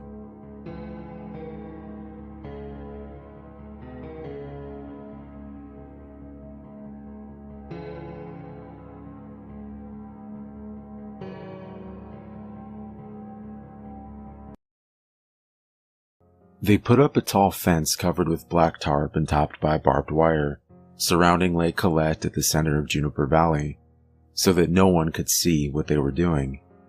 2 of the 3 local cop cars were stationed 24/7 at either end, one to the east and one to the west. This all went on for 3 days while some unknown official body did what needed to be done. Then overnight, the black barbed wire fence was gone, replaced with the normal chain-link variety. A few middle school kids dared Kevin Witter to apply a pair of wire cutters and sneak in. My little half-brother knew Kevin. The kid claimed to have seen unmarked vans and a bevy of sunglasses-wearing government agents with automatic weapons surrounding a team of scientists in hazmat suits, dragging the carcass of a monster out of the water. The monster had 10 legs, the skin of an alligator, and the body of a squid, or the body of a shark, or matted fur or feathers or teeth. It changed per telling, and it was all bullshit. I'm guessing Kevin Witter either chickened out before doing the deed, or else was picked up by the cops as soon as he approached the fence. At the end of 3 days, some early risers in Juniper Valley reported seeing 3 unmarked cars heading east on Skylark Road, towards the highway and the Air Force Base and the Palmdale Airport. Whatever government agency was operating behind the blockade, searching the lake, they were gone without a trace by the time the sun came up. And whatever they found, they weren't telling. The cops were clueless. All they told us townsfolk was that due to a bacterial infestation, we were not to swim in the lake until farther notice. I will never swim in that lake again, and I hope to God they killed them all. I stayed in Juniper Valley during the summer with my father. He and my stepmother loved it there, loved the isolation and the small town lifestyle. Though I would hesitate to even call Juniper Valley a town, it's an unincorporated cluster of ranch-style homes planted like a pimple among the Sierra Pelona Mountains. In the 90s, the population of Juniper Valley and the surrounding hills was 800 and change. There was one general store in town, one gas station, one church, and one dirty little inn with a bar restaurant. Anything else one would need could be found in Palmdale, a 45-minute drive east, through miles of gridded power lines and golden flatland, dotted with silos and scrap metal. The town resembles a bowl with Lake Colette at the basin, and streets and houses arranged around the edges, along the slopes of the surrounding hills. Calling Lake Colette a lake is also stretching things a little bit. It's a sag pond right on the San Andreas Fault, which cuts straight through Juniper Valley. During droughts, Lake Colette would drain to a glorified puddle, a mossy marsh of waist-high weeds. There were quite a few rainy years during my childhood. Lake Colette would remain a proper body of water then, even in the midst of a hot, dry summer. I'd look out my bedroom window at the lake, below the dim circles of light cast by the 2 street lamps on Skylark Road. Pitch black like a tar pit. On moonless nights it seemed bottomless, and I felt as though it could be a kilometers deep well. A black hole. I grew up. My months in Juniper Valley became skull-crushingly boring. My dad and stepmother worked, my half-siblings attended a summer program at their school, and my friends were 70 miles away. The nearest library was almost as far, and the rabbit-eared TV picked up 3 channels: local access from Palmdale, the Bible channel, and assorted infomercials. It was my step-grandmother who told me about the Will Fell Animal Sanctuary. She went to church with a lady who ran the place, a retired park ranger named Kathy. The shelter was a nonprofit funded solely by donations with an all-volunteer staff. Kathy owned an acre of hillside land off Skylark Road, just west of town, a 15-minute walk from my father's house. I was 13 the first summer I volunteered at Will Fell, and I went back every summer after. They loved me there. By they, I mean the only 2 staff members. Kathy, an earthly woman in her 60s who functioned as CEO, manager, accountant, and primary caretaker of the animals, and Jacques, a 27-year-old autistic man who cleaned cages and walked dogs as part of a government-subsidized program. And I fell in love with the animals. There were about 60 of them, homeless dogs and unwanted cats. There were 2 huge kennels in Kathy's large backyard built by her sons, one for dogs and one for cats. Farther back, rabbit hutches, and at the far end, against the sturdy fence, a tiny stable that housed an elderly racehorse and a fat little donkey. When Pounds and Palmdale and Lancaster received animals they had no room for, they'd give them to Kathy. She'd drive her rickety old windowless van east to the highway, then come back hours later with new furry charges. Sometimes she'd even function as a poor man's dog catcher. Agencies would direct her towards residences from Juniper Valley to Acton, asking her to remove starving, nearly hairless dogs from gardens and pull emaciated cats out from under cars. These were the highway strays, abandoned on the 14 by individuals who no longer wished to be pet owners. That first summer, I met Jane. Jane was a friend of Kathy's, a retired Navy nurse who worked as an at-home caregiver and took in homeless cats. She visited Will Fell at least once a week, sometimes bringing large bags of cat food. Jane was a rough lady, tanned, sinewy, wrinkly beyond her years, only ever seen wearing stained wife-beaters and baggy fatigues. She never married, had no family I knew of, and seemed to prefer the company of cats to humans. Kathy considered her an asset. She'd take in 20 cats at a time, accepting responsibility when we had no more room. She owned a half-acre a few miles southwest of town, off a shabby two-lane road called Oak Tree Lane. Oak Tree Lane snakes between gray-green hills before dead-ending deep in the Angeles National Forest. Rusting mailboxes stick out of the ground like flags at the head of dirt roads, leading to remote ranches and groves and campgrounds. Jane's cottage was at the end of one of these dirt roads, in a little clearing carpeted with knee-high weeds and prickly shrubs, surrounded on three sides by gently sloping hills. She'd take me there sometimes. There were always cats everywhere. Cats inside and out, cats on the sofa, cats sitting atop Jane's washer, cats sunning themselves, stalking field mice and butterflies. I'd spend hours at Jane's house with her cats, helping her clean up and clean litter boxes, cuddling kittens from the occasional litter. Jane liked me. Since she obviously felt little need for human companionship, I took this as the highest of compliments. Every summer on the first day I'd see her, Jane would break out into the biggest, brightest smile that Kathy swore she reserved only for me. "You're like me, Matthew," Jane would say, as I stared out the window of her 1979 El Camino. "You can cut through anyone's bullshit and see their soul. That's why you love animals so much. Your standards for souls are higher than most." The earthquake hit the winter of my junior year. I remember waking in the middle of the night, roused by the thud of my precariously placed math book falling off my desk. The mild shaking lasted about 3.5 seconds, then I realized I'd experienced an earthquake. My dad, his family, and Juniper Valley were hit a bit harder. Positioned on the San Andreas Fault and close to the remote epicenter, structural damage was rather extensive. The mess had been cleared up by summer, but I noticed broken sandbag barricades and new violent cracks along Skylark Road. Lake Colette looked more robust than I'd ever seen it, but was surrounded by a chain-link fence. The water had taken on a greenish tinge and hosted islands of thick yellowish scum. For now, it was closed to the public. Kathy's windowless van still hadn't broken down, but she was tired of driving it all over the valley, so she handed me the keys.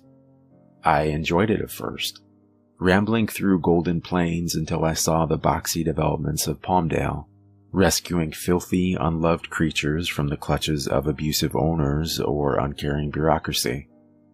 Jane had all but disappeared. Her last nursing charge had passed away, and she was rarely seen in town. Only at the general store, Kathy told me, and very rarely. I think Kathy and I were the only people in Juniper Valley who noticed her absence. I missed Jane. I missed the way her face lit up when she saw me, and the warm summer afternoon spent in her backyard. I called her landline once; it had been disconnected. Soon, the cats started appearing. My third day back, I was sitting in Kathy's office when I received a phone call from a talkative old lady in town. There was a cat in her backyard. It had been sitting in a lower branch of her oak tree for hours. "I think it's someone's pet," she said. "It's too chubby to be a stray." This, in and of itself, was not an extraordinary event. Everyone in town knew Kathy ran a shelter and would infrequently call her in lieu of animal control when an unknown animal became a bother. Sometimes said animal would be a neighbor's lost pet. Other times a runaway that had wandered from Palmdale. Kathy always made an effort to find the owner. Rarely a feral, abandoned highway stray would make it to Juniper Valley. These poor creatures were always half-dead things with matted fur and exposed, dotted skin. They usually had to be euthanized, or died before the local vet got the chance. At first, I assumed the calm, well-groomed gray and white shorthair I found in the old lady's oak tree was the former, a townie's escaped house cat. I tried to coax the thing down with a can of tuna. No dice. It wasn't remotely interested in the food. It just stared. Black, depthless eyes locked on something that wasn't me. I stood, tuna can in outstretched hand, looking like an idiot, for 5 frustrating minutes before giving up and going to the van to grab Kathy's net. When I got back, The cat was gone. I never saw it again. It bothered me all night. It was like the cat had been messing with me. And it happened again and again. Homeowner after homeowner of Juniper Valley calling Will Fell and asking us to remove a cat from their property. Always cats. Always different cats. I don't think I ever saw the same one twice. The homeowner always insisted he or she had never seen the animal before, and they never had collars. They always appeared well fed, if not overfed. Their fur, though not show quality, was thick and intact. It became troubling. Juniper Valley had a population of 842. It was located 45 minutes from the nearest town and surrounded on 3 sides by hills and forest. Everyone knew everyone else's pets, and the sudden appearance of so many unaccounted for cats was mysterious to say the least. And these cats were not like any cats I'd ever seen before. They liked fresh water. I'd find them sitting in fountains and kiddie pools. They didn't seem to like the sun. They'd come out at night or else be found in some shaded, dark, enclosed space. They were silent, never hissing or meowing. They were really, really good at getting in and out of places. I found one curled up in the back of a lady's car. Though she admitted she'd left the door unlocked, the physical act of opening and closing the door should have been impossible for a creature with only paws at its disposal. They were smart. Supernaturally smart. At times, I fell under the disturbing impression the cat was taunting me. I'd be setting up some trap or extending the net. The cat would sit there, calm and cool, watching intently. There'd be a minute in which I'd have some semblance of hope I'd finally catch the thing this time, and then the cat would dart out of my grasp, or vanish the moment I turned my back. The weirdest part was, once or twice, the cat stopped before running off and looked at me. I could swear it was laughing. And they all shared the same icy, emotionless black eyes. I wished they didn't remind me so much of the empty eyes staring from the euthanized corpses I saw at Willfell. Finally, I caught one. It was early July. I was quite pleased with my cunning. I bought one of those huge plastic storage tubs from the general store, filled it with water, stuck it in the back of the van, and waited for my feline quarry. A large pug-faced tabby this time. After an hour of hiding in the cab, the cat climbed down from the roof where I'd found it and into the waiting reservoir.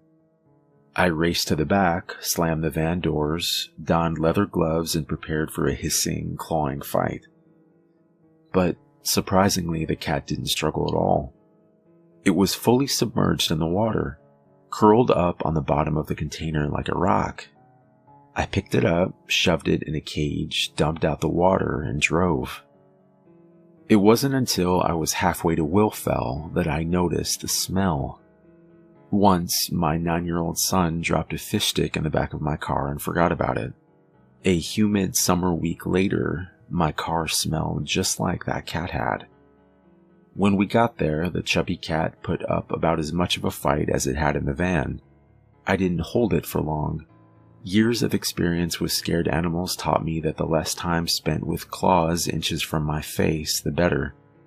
But the short span of time the cat was in my hands was enough to make me seriously uncomfortable. It was heavy and somehow doughy. My hands sunk into its flesh like silly putty, and it was cold.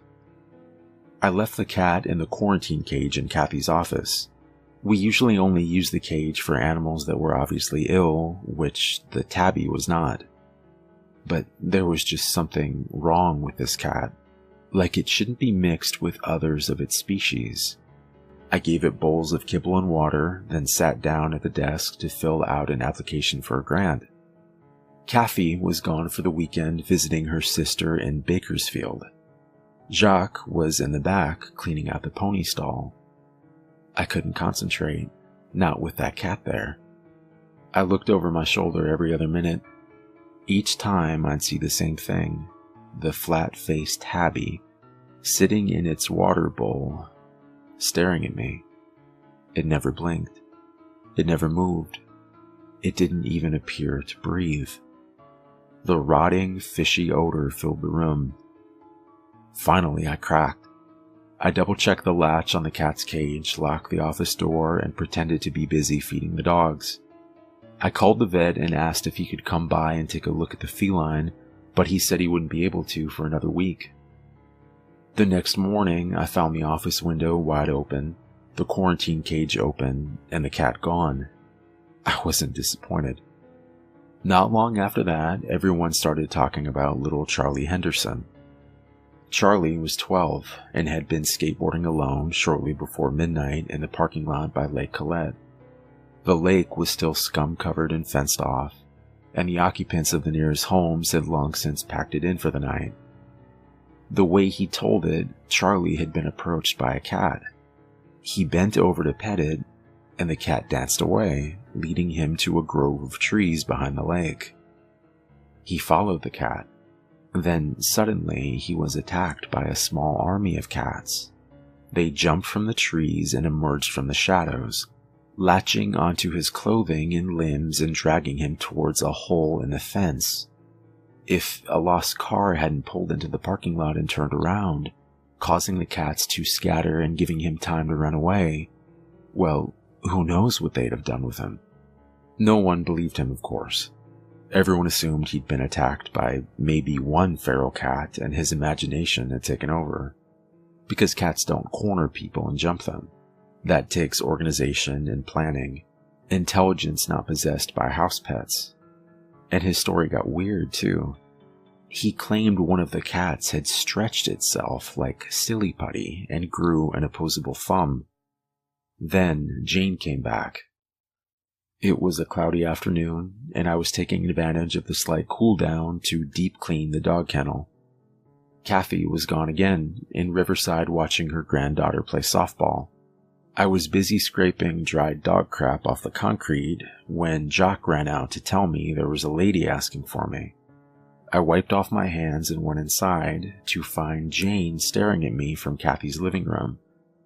Jane had never been obsessive about her appearance, but if I hadn't known her so well, I would have assumed the gaunt, trembling figure in a stained wife beater was a homeless woman. Her hair was a frizzy, matted mess of gray. Her arms and chest were striped with lacerations of varying degrees of depth, in various stages of healing. And her eyes, which had once seemed to serve as a window to a rational, calculating mind, now allowed a glimpse into bloodshot insanity.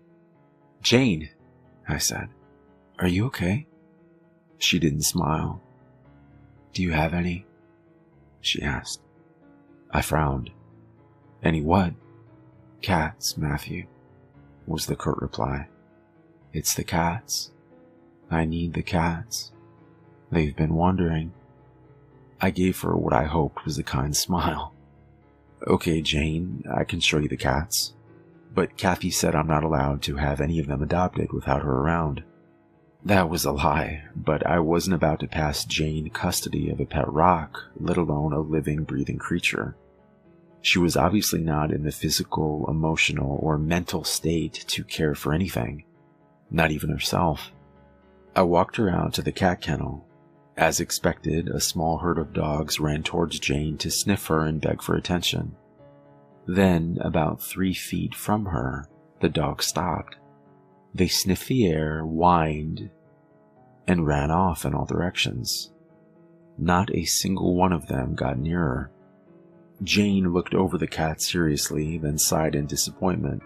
She shook her head, turned around, and paced back to Kathy's house. "You haven't caught any?" she said. "What are you talking about?" I asked. She glared, looking through me. She could cut through anyone's bullshit and see their soul. "You know what I mean, Matthew. My cats. Call me if you catch one. There's so many of them now, and they're getting bigger." With that, she walked out the door. She stopped and turned around. "And Matthew, watch the lake." I spent the rest of the day in a daze. I'd been wondering where the weird cats came from. They didn't belong to anyone in Juniper Valley, and it was hard to believe that they'd all migrated from Palmdale. Jane took in homeless cats. Maybe they were hers. I didn't know why they would have left food, water, and shelter to wander for miles along an isolated road and into a neighborhood, but it was at least a possibility. That night, following a tangled motivation I couldn't put into words, I borrowed my father's car and drove to the parking lot by Lake Colette, where Charlie Henderson had been attacked. I pulled right up to the fence, turned off my car, let my eyes adjust to the darkness. I obeyed Jane. I watched the lake. I hadn't sat for 10 minutes before I saw movement. A black shape, creeping out of the shadows and approaching the water's edge. More movement against the clump of trees to my right. Cautiously, quietly, I opened the car door and stepped out. I shut the door gently and tiptoed towards the fence. A large black cat waded in the dirty lake. Its paws were inundated. It kept on going. I came closer until I was grasping the metal links of the fence, and I felt it quiver under my fingers. I looked to my right and saw them. 2 more cats. Huge cats. The biggest I'd ever seen. Cats climbing down the fence like monkeys. Head first, completely vertical. One, then the other, jumped gracefully to the ground and stepped into the feeble light bleeding from the 2 streetlights. One was yellow, the other a tabby. The first cat was almost completely submerged. With the lightest gurgle, it ducked under the scum-covered waterline into the black hole. The light wasn't good at all. It looked as though the second and third cats had flattened when they hit the ground, like Play-Doh thrown at a wall. And there was something about how they moved. They jiggled. Their legs bent the wrong way. Or maybe it was just the shitty lighting. Where was the black cat? It couldn't still be underwater. Ripples in the lake. Small islands of yellow scum shifted in gentle waves. I didn't feel a breeze. There was something else in there. A cadence of nerves was triggered in my brain, forgotten but immediately recognizable like a song. I was scared of Lake Colette, scared like I had been as a child, when the black water had seemed from my bedroom window a bottomless well. I ran to my car. I did a donut in the parking lot and sped home. The next morning was hot and bright, and under the cloudless sky, it all seemed ridiculous. I was letting the Charlie Henderson rumors get to me. I walked past Lake Colette on my way to Willfell. I went right up to the fence. Nothing seemed out of the ordinary, no cats in sight. A light breeze ruffled the water. I breathed in and gagged. It smelled like rotting fish mixed with a McDonald's dumpster. It smelled like the pug-faced tabby I'd caught. Cats don't like water. Cats don't swim. I'd spent nearly half a decade surrounded by cats, and the cats I'd been chasing around yards and spying on the night before weren't cats. That smell. The way the tabby I'd caught had felt when I held it. Bloated and putty-like. Cold. Those cats didn't purr or meow. They didn't eat. Their intelligence, and that stare, those glassy, corpse-like eyes that seemed to take in everything and nothing.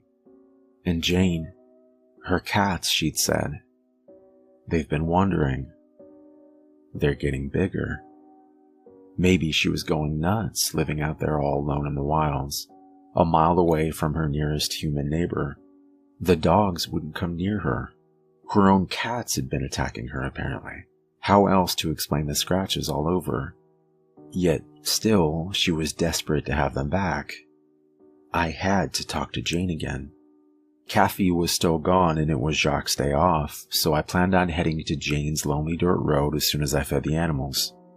But a couple from Palmdale called unexpectedly, asking if they could come by with their daughter to pick out a pet. By the time they'd selected a corgi mix and made arrangements to have the dog neutered, it was after 5.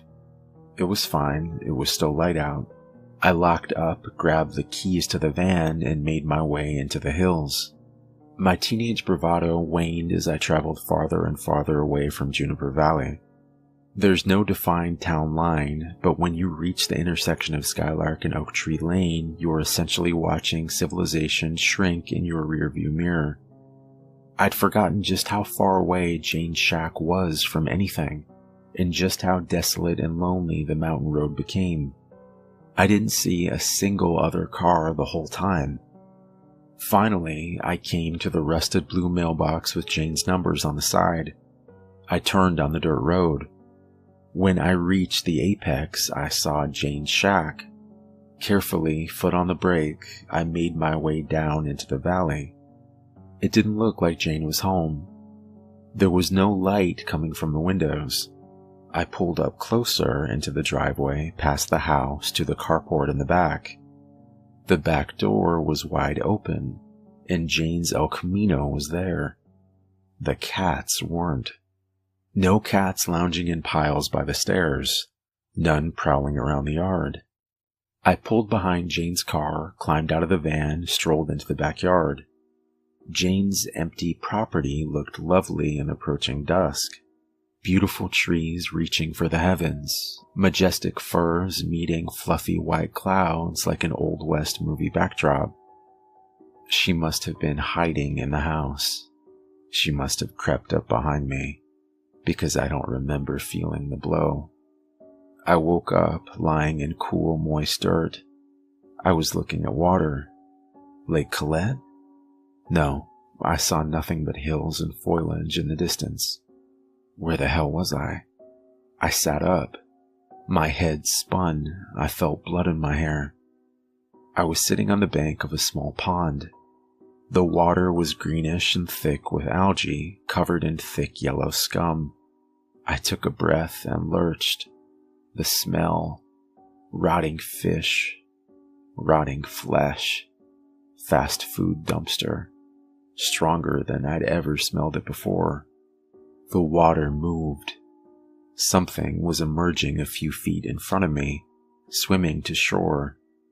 A black cat, paddling with uncomfortable, almost human strokes. I scrambled backwards away from the approaching creature. It reached land and pulled itself onto the bank. It stood up. The black cat's weight shifted. Its belly bulged, its lower legs swelled, became shorter and fatter. The effect was the same as squeezing a stress ball. Instead of a creature with a skeleton and tendons and muscles, I was being approached by a thing with the consistency of jelly wearing a furry suit. I screamed and stumbled to my feet. Then I felt icy fingers curl around my neck. I struggled and instinctively horse-kicked my unseen attacker. The hand loosened and I whirled around. I was face to face with Jane. But it wasn't Jane. Her face was round and flat, boneless. The wrinkles under her eyes had smoothed themselves out, and her nose bulged like a mushroom. And her eyes. The maniacal glint was gone from her eyes. So was the consciousness. So was the recognition. So was the vitality. Her pupils were so dilated her irises were no longer visible, and what had been white was now completely red. Her eyes didn't move. They were those of a corpse. Then something in the water grabbed my hand. Something cold and soft and rubber-like, slimy but very, very strong. It pulled me. It was pulling me into the water. Jane stood over me, smiling. She bent down, hands outstretched, pudgy, bloated hands attached to rope-like arms that jiggled and curled and changed shape. What happened next is a blur. I remember clawing, kicking, and screaming at the top of my lungs. And then I was running, stumbling, lungs burning, stinging, aching, cursing the spongy, weeded ground that gave under my feet.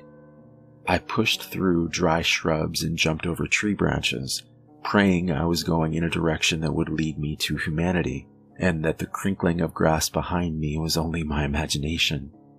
Then I was on top of the hill, looking down at Jane's shack, and then I was in Jane's yard. I saw the van and jumped in the driver's seat, silently thanking the guardian angel that distracted me so I'd left my keys in the ignition. I slammed the door. I looked up, out the windshield, and into the red and black empty eyes of the thing that had been Jane. It was smiling. She always reserved a special smile for me. I turned the key and gunned it. The van jerked violently. I slammed on the brakes, kicking up dirt like smoke. I felt a sticky moisture against my cheeks. I took a breath and barely managed to pull open the door before I projectile vomited. Even thinking about that acidic, rotting seafood stench induces a nauseous tickle in the back of my throat. I'd crushed Jane under the front right tire. She'd popped. The van still ran. I drove it straight to the police station. In the parking lot, I surveyed the damage. The front bumper was dented and a headlight was out. There was no blood. The mangled metal was splattered with glossy, opaque white goo. I was almost completely honest with the sleepy-eyed desk cop. I said that Jane tried to drown me in the hills behind her home, chased me to the van, and then I ran her over. But I left out the part where her body had taken on the properties of pasta and silly putty. The cop asked sarcastically if I'd been doing any drugs, but radioed a car to the site. Over the next week, I was questioned multiple times by the police. Their questions became increasingly bizarre, to the point where they were asking about toxic chemicals and lights in the sky, seriously, and whether I was or had ever been involved with a heavy metal band or a cult. This was the late 90s. I was chastised for driving down a lonely back road alone to approach a crazy woman, but I was never charged with a crime. The cops were cagey, but they'd found something. By the next morning, Oak Tree Lane was blocked off by the county sheriffs, and the inhabitants of the hills had been roughly evacuated with no explanation. Then came more sheriffs, then the unmarked cars, then the tall, black, barbed wire fence around Lake Colette. Jane's death was reported as a freak accident. I tried to forget. I holed up in my room watching happy movies on VHS until my mom came to take me back home. I went back to school. I threw myself into studying and applying for college. When I needed to, I snuck my mom's sleeping pills. Eventually, however, curiosity overwhelmed my fear. I wanted answers, so I elected to spend the following summer, my last before college, in Juniper Valley with my father. Will Fell was no more.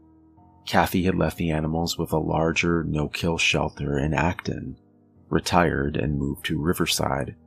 There was a large for sale sign in front of what had once been her home, and it had been a dry winter. The chain-link fence, broken and bent, still surrounded Lake Colette, but the lake was little more than a puddle. I got a job waiting tables at a bar restaurant. I spent my nights serving burgers to bored townies, trying to strike up conversations about the strange events of the previous summer, the shadowy agents, the fence, the crazy cat lady. I was offered nothing but rumors, speculation, and good old-fashioned lies. Finally, I met a man named Aaron. He was in his 20s, chubby, and socially awkward. He worked as a counselor at a camp for disabled children. He talked about Dungeons and Dragons a little bit too much, and his uncle was a local cop. It was a slow night. I shot the shit with Aaron for a while. When I asked him if he'd heard about the crazy cat lady who died last year, he played it off like a tabloid headline. but I'd noticed his eyes widen and his hands tremble. I guess I got lucky. Aaron's cop uncle apparently had a weakness for Jack Daniels and a tendency to ignore police confidentiality when drunk. And that weakness must have been genetic, because an hour later, Aaron was singing like a canary. The night Jane had tried to kill me, 2 cops had been dispatched to her home off Oak Tree Lane, expecting to find an empty bottle of Everclear and a discarded bag of shrooms. Instead, they found what had been Jane. Pieces of her were scattered across the ground like debris. They radioed for backup, and a small posse spent the remainder of the night on a scavenger hunt for vital organs. They found skin. Plenty of skin. The piece that once covered her back was folded in a torn white tank top. Her bones and organs seemed strangely melted, as though pulled from a vat of acid, or digested. It was like, one officer had said, Jane had been skinned from the inside, then filled with acidic goo like a water balloon. Everything was coated in a white, translucent jelly substance. The officers had taken a sample to be tested, but by the next morning it had evaporated into a powdery white stain. The big guns were called in. Sheriffs, agents from multiple government divisions, he couldn't say who exactly. The local cops had been pushed out of the investigation by that point. He had heard that upon searching Jane's property, they found an axe, multiple firearms, boxes of ammo, and 10 cat skins buried 1.5 feet deep in the backyard, mostly with their heads detached, and all coated in the familiar white powder. They scoured the hills behind Jane's property, and they found the pond.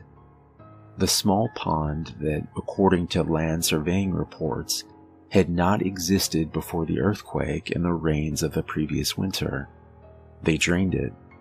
At the bottom, they found 24 more cat skins. The insides were all gone, yet the skins were unmarred. At no point had they been cut apart or sewn together. Again, it appeared as if something had eaten or dissolved all the blood, bones, and vital organs, except for the teeth and the eyeballs. The eyeballs were left intact to stare hauntingly into oblivion. After the discovery, they dragged Lake Colette as well. Aaron didn't know what they'd found there. The citizens of Juniper Valley were urged to stay away. It's been nearly 20 years. I'm a veterinarian now. I've done some digging, spent hours in quarters of the internet where I've seen things I can't unsee, and made some new friends. But I still don't have answers. I don't know what changed Jane's cats that summer. Were they infected? Possessed? I think it was something in the water. Hyper-intelligent, blob-like things that had been dormant for years, brought to the surface by that earthquake. But this is all conjecture, my opinion. All those years ago, I told Aaron, the chubby camp counselor, everything. He listened, eyes widening but never doubting. The next morning, he and I took his car down Oak Tree Lane to the rustling blue mailbox, and finally the abandoned shack where I'd passed so many summer days. We hiked a mile into the hills, carrying 2 shovels and my father's rifle. We found the hole that had once been a pond, now a weeded ditch. We got to work. It was hard work. It was dirty work. It took a few trips, but by the end of August, we had leveled the land and completely filled the hole with dirt. I don't know what was down there, but if there's more, they're not getting out.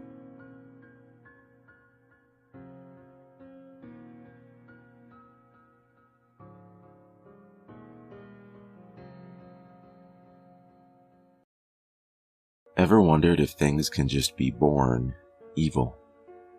In this enlightened age of ours, concepts like good and evil are often painted as outmoded, archaic even. According to modern thought, people, animals too obviously, are simple products of their environment and no more responsible for their actions than a twig in a stream. But I know better. Some things are just born bad. About 10 years ago, we had a German Shepherd named Duchess that had a litter of puppies, 7 in all. 6 looked like any other shepherd you've ever seen. The 7th was a snowy white. Not a true albino, just white-furred with a black nose and blue eyes. There was never any doubt about which one we were keeping out of that litter. We named her Princess. Before the end of 6 months, any plans we had about giving away or selling the others became a moot point, as all of the others were dead. We'd just find them at a rate of about 1 a month, not mangled or anything, just dead as if they died in their sleep. At first, we thought maybe their mother, it being her first litter and all, was accidentally crushing or smothering them. Later, we had no doubt as to what had killed them. Within a year, she came to dominate her mother, her father, tough old alpha that he was, and to a degree, us too. Her parents shied away from her. When we put out their food, she ate to her heart's content, unchallenged by the other two. Once I tried to shoo her away and let the other two eat. She snarled at me, baring those perfect white fangs to her black gums, and loosing a growl so deep that I felt it in my guts more than heard it. After that, I left her alone too. I've often wondered if the parents of serial killers know that they have a monster in the making. I mean, sure, some of them are to blame for how their kids turn out. Products of messed up households with systematic abuse of all possible flavors. But then there are the ones that seem to be true aberrations. It's those families I'm curious about. Do they smile and laugh and pretend that everything's fine? I know that we sure did. We downplayed the weirdness around Princess, tried to rationalize her behavior, the bizarre things she'd do, like killing rabbits and leaving them hung up in the bushes behind our home. Some dogs do that to show they love you. Cats too, my father would say. To them, it's just bringing you food. To me, it's like she was taunting us. Just like the puppies years earlier, not one of those rabbits ever had a mark on them. Princess, just like her mom and dad, was well looked after and never hurt for a meal. So it wasn't as if she was hunting for food.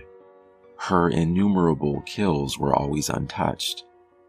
No, the only thing I ever saw her eat was a kitten. We had some feral cats in the woods around our house, and one mama cat had a litter in our tool shed. I returned home from school one day and headed around back to look in on them. The door to the shed was open, and inside I found Princess, her jaws pink from her feast. As she devoured that last kitten, her beautiful blue eyes never left mine. The mama we found displayed on what I'd come to think of as the rabbit bush. The tipping point came that same year when we found her sire dead. He was the best dog we'd ever had, that we ever will have. We woke one Saturday morning to find him in the backyard lying dead without a mark, like so many rabbits before him. I can count the number of times I ever saw my father cry on one hand.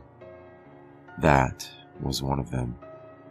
That was also when we found out how she killed so cleanly.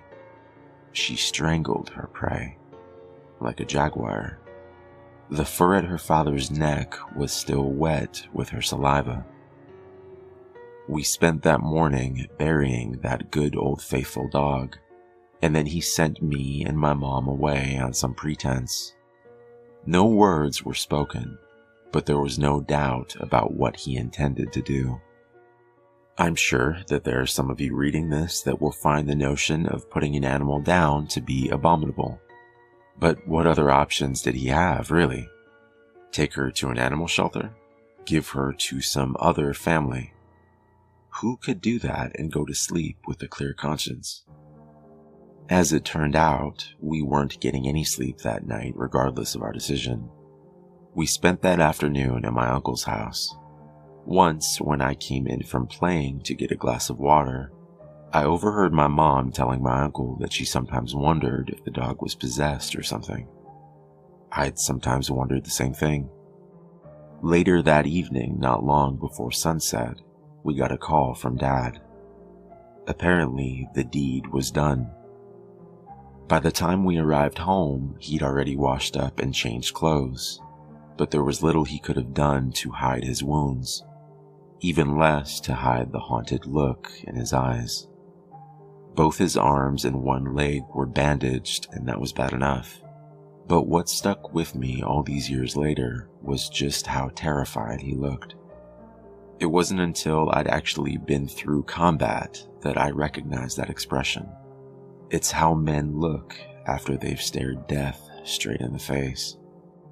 My father never talked about it, but he drafted a friend from up the street to come help, and it's from him that I get this part of the story. Princess was many things, bloodthirsty and evil chief among them, but stupid wasn't among them. In that, if nothing else, she took after her father. Her dad, Rocky, was famous for letting himself into the house if it was storming out. He'd figured out how to paw open the sliding glass door out to the patio. What was really astounding is that he also had the presence of mind to close it behind him. Not being stupid, she knew something was up and made herself scarce, disappearing into the woods. Dad, not wanting to put this off and being in full-on revenge mode, called his friend from down the road and filled him in. So off on the hunt, the two of them went. In his own words, she was laying for us. If it sounds absurd to say the princess lay in ambush, then I've failed at conveying just how wrong everything about her truly was. She led them on a chase through those woods, barking whenever it seemed the stupid humans had lost her again. Then she laid up beneath an overhang on the creek bank, just where the path crossed it, and she waited. She was on my father the instant he stepped down into the creek, grabbing his leg and making him fall headfirst into the water. Then she went straight for his throat. My dad had already lost his rifle at this point, and he grabbed her with both hands to try to fend her off, wrestling with 115 pounds of teeth, claws, and muscle in a 1.5 feet of water, Princess savaging his arms all the while. At some point, he managed to work his legs up between him and the dog and kick her away from him, providing his friend with a clean shot, which he took, catching Princess through the chest. He put a second round through her head. He then helped my dad back home and to the emergency room, telling him he'd go back to see after Princess once they got home. She can rot where she is, was all my dad had to say on the subject. After they got back from the hospital, our neighbor went back on his ATV to pick up Princess for burial. He was a dog lover like us, and it just didn't seem right to him to leave her. If he'd spent as much time tiptoeing around as we had, he might have felt differently. She flat wasn't there, he said. No blood trail, nothing. He also said that after he'd been there poking around for a few minutes, he noticed something else strange. No birds. It was dead quiet. The way the woods sometimes get right before a bad storm blows in. Wisely, he got right the hell out of there. There was a storm coming, all right. That night, Duchess came pawing at the back door, wanting in. Something she'd never once done in all the time she'd been with us. And I had a dream. In my dream, I was playing football in the backyard with some buddies, and ran over to where a bad throw had landed near Rocky's grave. As I reached for it, Princess's head shoved up out of the ground to grab my hand. I woke up with a jolt and was promptly scared out of roughly 10 more years of my life by the silhouette of a German shepherd in the hallway. It was Duchess, of course. She was sitting in the hallway, whining and wagging her tail nervously. She was looking back towards the front of the house. I walked over to her and placed my hand on her big doggy head and said, "What is it, girl?" That's when I heard the distinctive sound of claws on glass. Something was pawing at the patio door.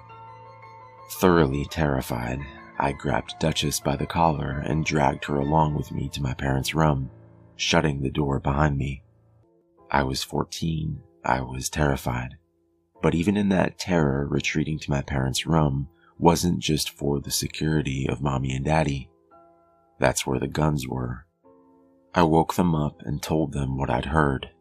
Dad got up and locked the bedroom door and said, "Y'all lock yourselves in the bathroom." I heard the patio door slide open.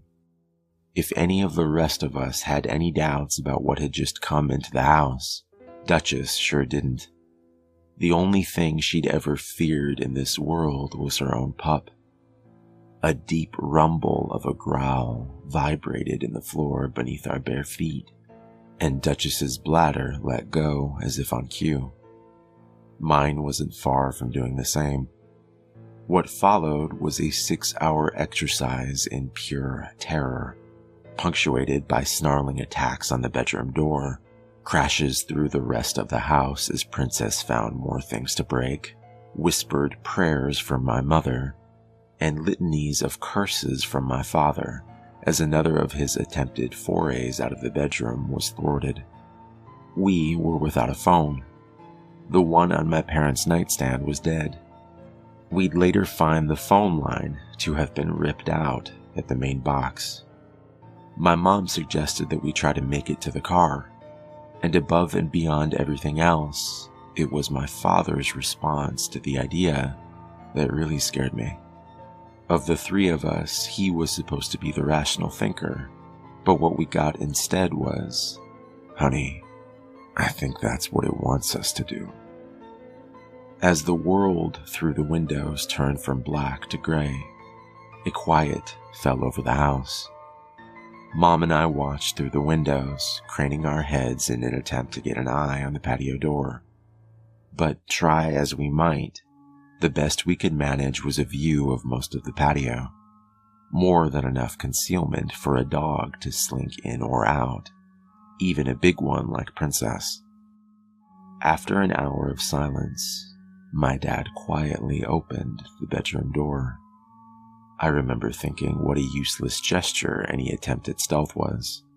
Dog senses are so much more acute than ours that we might as well have fired a 21-gun salute. Dad stopped in the hallway and shooed me back to the bedroom. "Don't come out until I say." Carefully, he made his way through the house to the patio door. We heard him shut it before he shouted back to us to stay in the bedroom till he told us to come out. Through the door, I could hear him moving around, and what seemed to be him dropping things into a garbage bag. After about 30 minutes, he gave us the all clear. What greeted us was a disaster. Ripped up cushions and pillows, destroyed furniture, shredded papers and books all over the floor. But most terrible were the smears of gore all over everything. My mother wondered aloud at what she drug into the house. Grim-faced, my father didn't answer. He simply turned and headed out the back to bury Rocky for a second time. We cleaned up as best we could while Dad drove down to our neighbor's house to make all the appropriate calls. After all these years, I still wonder what portion of homeowners insurance covers attack by undead demon ghost dog. Unspoken, we all wondered what the night would bring. As it turned out, we never got a repeat, but Duchess never left the house again. Time rolled on. Occasionally, we'd find a new present on the rabbit bush. Just a friendly reminder, another token of Princess's abiding love. About 2 years into college, my dad called to tell me that our neighbor had passed away. Heart attack in his sleep, the coroner says, said my dad. But what we were both thinking was, not a mark. There are plenty of nights where I wonder what the last thing was to pass before that old bachelor's eyes. I can guarantee you it stared right back. I've seen firsthand how it feeds. Not long after that, my folks put the house up for sale. I sort of acted as go-between on that deal. About a week after the new owners moved in, I received a call from the man of the house. He wanted to know if we'd left any pets behind when we moved. Already fearing the answer, I asked him why he asked. Oh, me and the kids keep seeing this white shepherd in the woods. Pretty. Pretty.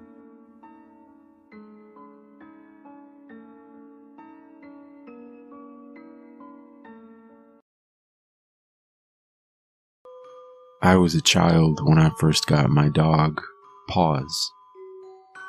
My father was away on a business trip. He went on a lot of those, and somehow I convinced my mother to get a dog.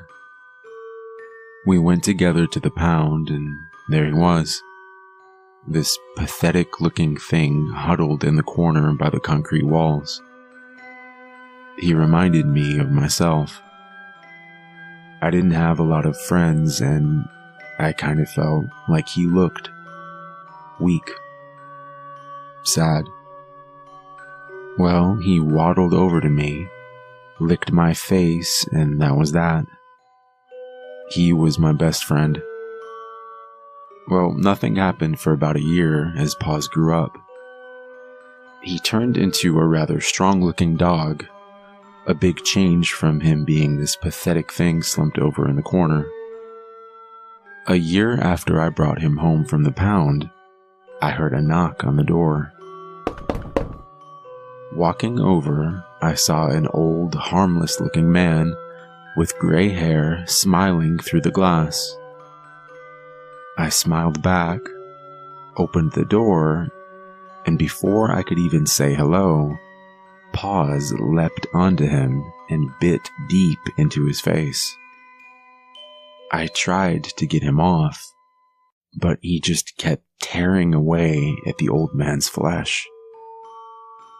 We lived in the city, and a police officer happened to be patrolling nearby and hear the commotion. He took out his gun to shoot Paws, but I screamed and leapt in front of him, shielding him from the officer. The policeman yelled at me to get out of the way, but I loved that dog. The officer kicked Paws off the old man, and my dog cried out in pain. Then, something strange happened. As the officer knelt down to help the old man up, we saw something on the ground next to him. A human ear. The policeman and I just stared at the ear. Then we both looked at the same time back up at the old man. Had Paws torn his ear off? But no. The old man, though bloodied, sure enough had 2 ears. The officer and I stared at each other, both a little confused, and that's when the old man took off, running down the driveway. I watched as the police officer paused for a few moments, then put 2 and 2 together. Something wasn't right here. He chased down the old man and pinned him up against the wall, cuffing his hands and calling for backup. It wasn't until a week later on the news I found out that that old man had been collecting the body parts of little boys. He was indeed a monster. There were 2 other occasions as well, one when I was a little older. I would walk Paws in a park near our home. The funny thing was this park was packed with people, so you'd think it would be safe. Well, every time I would take him, there was a beautiful older woman just sitting on a bench on the far edge of the park. She looked a bit out of place, but she seemed harmless, as she would smile and say hello. From the first time Pa saw her, sitting on that bench, he lowered his head and growled deeply. I figured it was nothing. The last time he had growled had been the old man, but this just must be a coincidence, right? Well, I was wrong. The next day in the park, the woman was nowhere to be seen, and Paws ran over to the bench where she would sit and began to dig. I tried to stop him, but before I could, I saw a bone. It looked human. He kept on digging, and the police were called. A few days later, again on the news, it turns out that that beautiful woman had murdered her husband and 2 children last summer, burying them in plain sight, right in the park. Well, many years have passed, and Paws is older now. 13, actually. He doesn't walk as well as he used to. He can barely see anymore, and his eyes are cloudy, as if a mist is covering them more and more. I can barely stand the thought of losing my best friend. Well, I met Colleen about 5 months ago, and she is everything I could ever want. Smart, beautiful, kind, loyal. She's wonderful. She even volunteers at a home for sick children who are dying. She stays with them as they go through their last moments. It's amazing the type of woman that she is. I'm so lucky. Well, I had just proposed the week earlier and couldn't wait to introduce her to my parents. And, of course, Paws. We flew across the country, holding hands the whole time on the plane flight like we were teenagers. When we got there, we got in a cab and headed over to my parents' home. Opening the door, my mother smiled and instantly gave Colleen a hug. My father walked over behind her, smiling as well, and told her welcome to the family. John has said such wonderful things about you. I asked about Paws, and they said nothing. Knowing how much I loved my dog, they were dreading telling me the news. They had taken him to the doctor, and he would have to be put to sleep in the morning. The doctor had nodded when they explained how much I loved Paws, and that they wanted him to pass away at his home. He was in the other room, laying on a blanket and sleeping. He couldn't walk anymore, and hadn't opened his eyes for a couple days. Colleen gave me a hug, as she knew how much he meant to me. Fighting back tears, I nodded to my parents and walked with Colleen into the guest bedroom, where my best friend was laying down. I put my hand on his back and put my forehead against his. His eyes were closed, but as I continued to talk to him, he slowly opened his eyes. Barely able to move, his tail started to wag slowly, and he dug his head into my chest. And we both just sat there, together. My protector. It was then I heard footsteps behind me and remembered that Colleen was here too. I had forgotten all about her. Paws turned his head, and looked at Colleen through his cloudy eyes.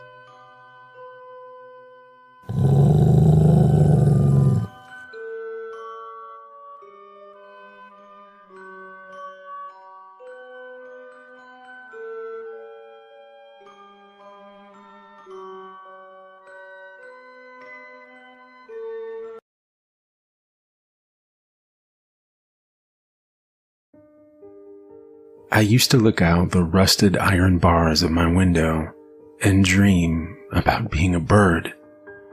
The chain that shackled me to my bed was just long enough to reach the windowsill, and so every night after my father would visit my room, I would lie awake and wait for the first rays of light to creep over the horizon, then walk over to my window and listen to the morning's first few notes of birdsong. Their melodies were so beautiful. I knew that they must have been singing about places far away and wonderful, about sailing on the wind through endless blue skies, looking down at the treetops that dotted the land below. Then, one morning as I lay in bed, something impossible happened. I had fallen asleep the night before and would have missed my morning birdsong but for a tapping on my window. I rubbed the sleep out of my eyes and sat up to see a crow sitting outside on the sill, tapping my window with his beak. I crept over to the window and smiled at the bird. "Hello, Mr. Crow," I said. "Hello, little girl," said the crow. I stood there dumbfounded for a moment, not knowing what to say. Finally, after what seemed like an eternity, I forced myself to speak. "You know how to talk?" I said. "All birds know how to talk," he replied. "It's just that not all humans know how to listen." I pushed my window open a crack until it hit against the bars. The bird cocked its head in curiosity. "Why are you in a cage?" it asked. "I think it's my destiny," I said. "It's always been this way." "You look rather thin," replied the crow. "Would you like something to eat?" My stomach gave a weak growl. "Yes," I said. "That would be wonderful." Without another word, the crow took flight. A few minutes later, he returned with a small branch of figs. The crow watched me as I greedily devoured the fruit. After I had finished, he stared at me for a moment before speaking again. "I didn't know they put people in cages," he said. "Do you think they mistook you for a bird?" "I don't think so, Mr. Crow," I said. We spent the rest of the day talking. The crow told me all about what it was like to fly, how there was no better feeling in the world. He told me about the faraway lands he had visited when he was a young bird and could still make the journey north with the changing of the seasons. Finally, evening came and the crow said that he had to go. The next morning he was back, however, with 2 more branches of figs. I thanked him for his generosity, and we talked another day away. That day, he even sang me a song. He didn't have a voice for singing, but I thought his song was beautiful anyway. We passed the entire fall that way, and the bird's visits became the only bright spot in my life. He brought me not only figs, but cherries and walnuts too, anything small enough for him to carry. Soon, however, winter came, and with it the frost that destroyed the figs and cherries that the crow had used to bring me. His gifts became fewer and fewer, and I could tell from his tired voice that he was flying farther and farther away to get them. One morning, when the first snows of winter had fallen, the crow asked me a question. "What would you do to leave this place?" he asked, cocking his head to the side. I thought for a moment, but I wasn't sure how to answer. Finally, I told the truth. "I would do anything to leave this place," I said. "Anything at all." The crow solemnly nodded and said, "The frost isn't the only thing that winter brings." He flapped his eyes once and jumped from the windowsill, and I didn't see him for 3 days. I began to fall into a deep depression. Every morning I would still listen to the birdsong, but it sounded empty without my friend there to listen with me. The morning after the 3rd day, my crow friend returned. It was so beautiful that day. The sun had come out from behind the clouds to melt the snow, one of the last green days before winter came in earnest.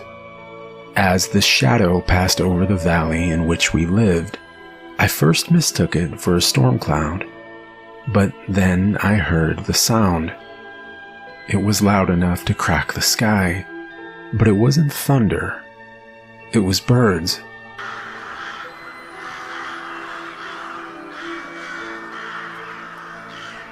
Thousands upon thousands of them descended on our house. A whirling storm of beating wings and shrieking caws, they crashed into the walls and windows, pecking at them with wild ferocity.